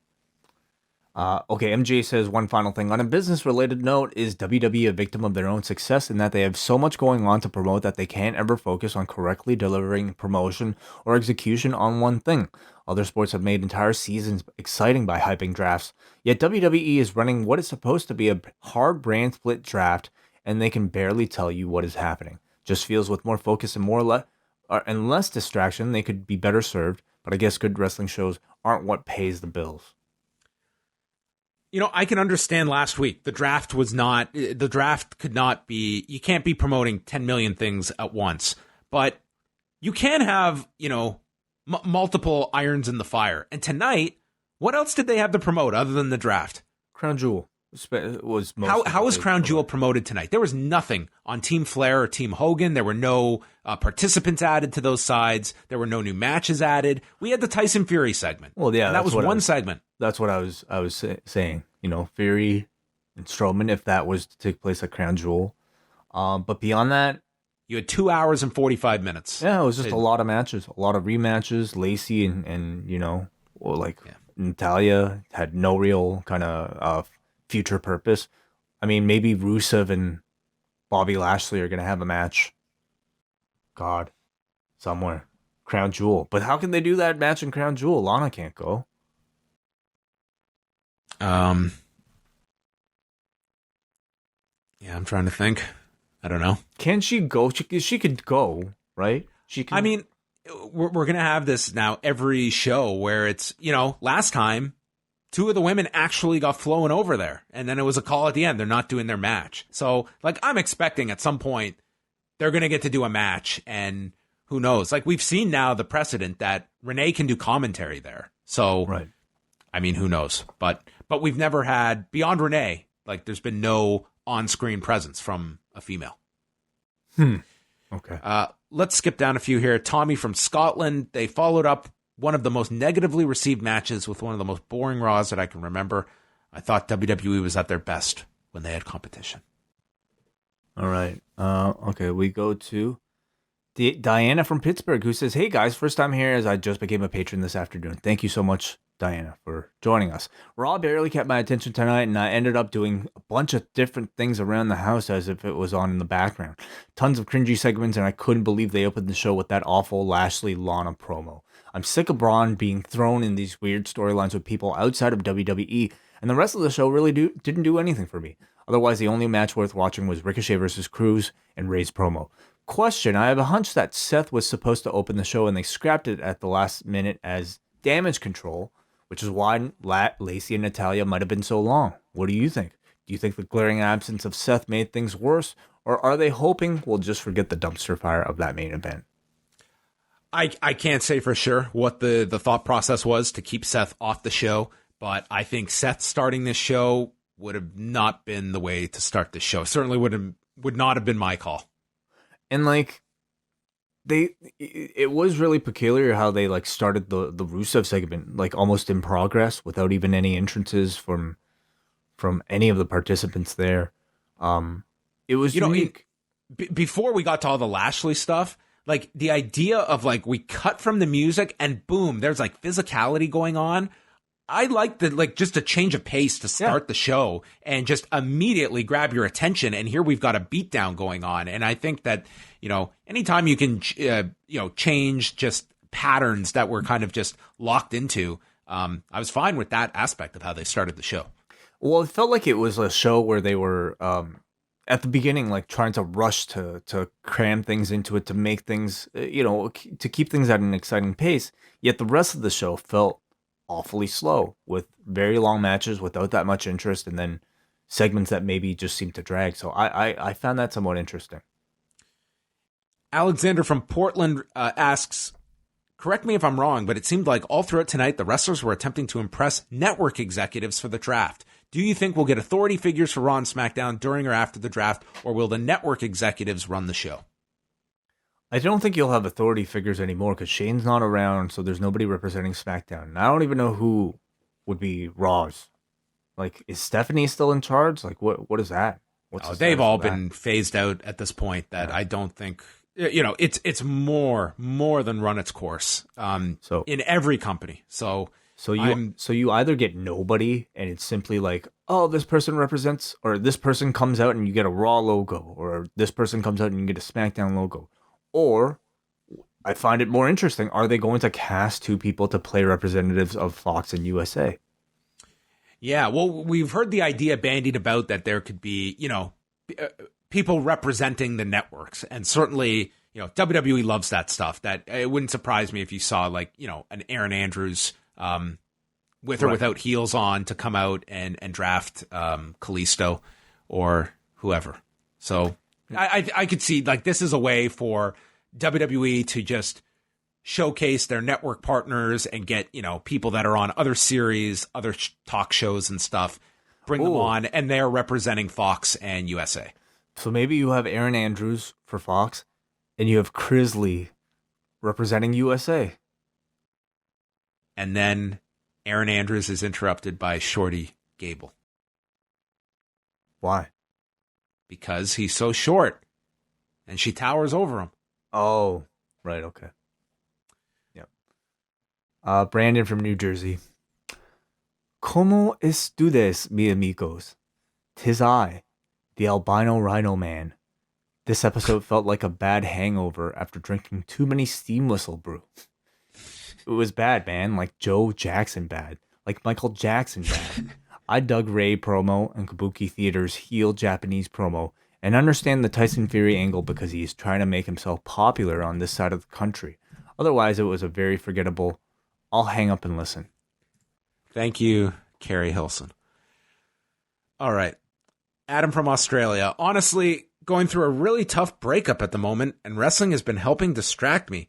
It's been one of the only things to get me through the days, and after last night and tonight, not sure if I could even be bothered with any wrestling anymore. Might need to find a new escape. Poor guy. One out of 10. Poor guy. He still gave this show a 1, so there was a hope here. Well, 1 is the lowest number we could give on the poll. But poor guy, like going through a breakup, turning on Raw, and seeing that shit. Like, what are you talking about? It's like, I don't know Adam's personal situation, but it can't be as bad as what Rusev is, in theory, in the fictional world going through. So maybe he's realizing, you know what? Things could be worse. Everybody send your thoughts to Adam from Australia. Wrestling will always be there. Listen, Wednesday is just around the corner. Last week was fucking awesome. Everybody had a great time. So I'm sure, even like tomorrow, you got AEW Dark Impact is doing some pretty good stuff. NWA is premiering tomorrow. So really great stuff. God, these Tuesdays are going to get pretty nuts in a real quick amount of time. Yeah. Like Tuesday's the quote unquote off night that's going to have an hour of NWA, which I love the fact NWA, like they're not bound by any time restrictions on YouTube and Facebook. 60 minutes. Like that's more than enough. Yeah, for sure. Keep people wanting more. That's the key to success in 2019. But you're going to have NWA Tuesday nights for at least the foreseeable future, Impact, and now AEW's throwing out what's going to probably amount to at least an hour of content, if not more, with the new AEW Dark show that they're putting out. And that's on their YouTube? That's on their YouTube as well. Wow. So Tuesdays are for YouTube and Twitch. Tuesdays are for shows that promotions are hoping that they get an offer for so that they can sell this content. Gotcha.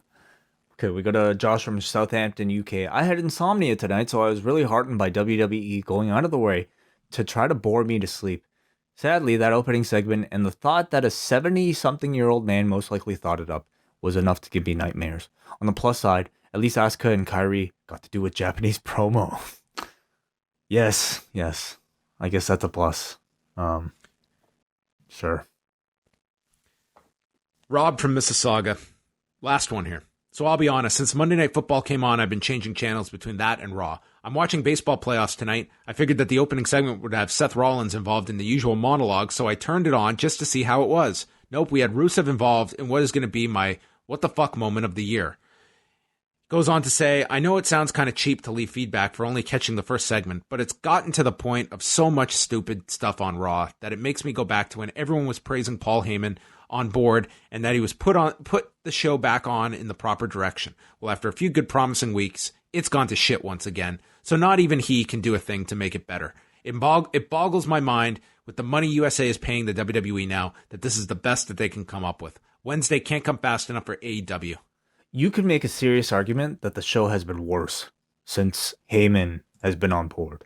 So whatever that means, I don't know. Like, I don't think you and I will ever truly know who is responsible for what that we've seen. But ever since, they made those changes, we've seen these cuckold storylines. We've seen Shorty Gable. We've seen like this shit with Lana and Rusev. So something definitely changed, and it hasn't been for the better. All right, that's going to bring an end to the show, everybody. We thank you for listening to Rewind to Raw. We're going to be back. If you're a member of the Post Wrestling Cafe, Rewind Away, number 46 drops on Tuesday night, a review of the 1994 Royal Rumble, as we talk about The Undertaker exploding. We talk about... And that's it. That'll be the primary... No, I'm kidding. Come on. There's also the Owen Hart, Bret Hart match where they took on a very young PCO and Jacques Rougeau, the Quebecers, leading up to the WrestleMania match between the two of them. So, brothers, the Calgary powers explode on this edition of Rewind Away, as well. A controversial finish to a Royal Rumble for the very first time. Can it be co-winners of a Royal Rumble match? Well, don't spoil it. It only happened 25 years ago. So find out on Rewind Away Tuesday night, and then we're back Wednesday night, free show, Rewind to Dynamite, as well as Up Next dropping. So go check out postwrestlingcafe.com and postwrestling.com. We are out.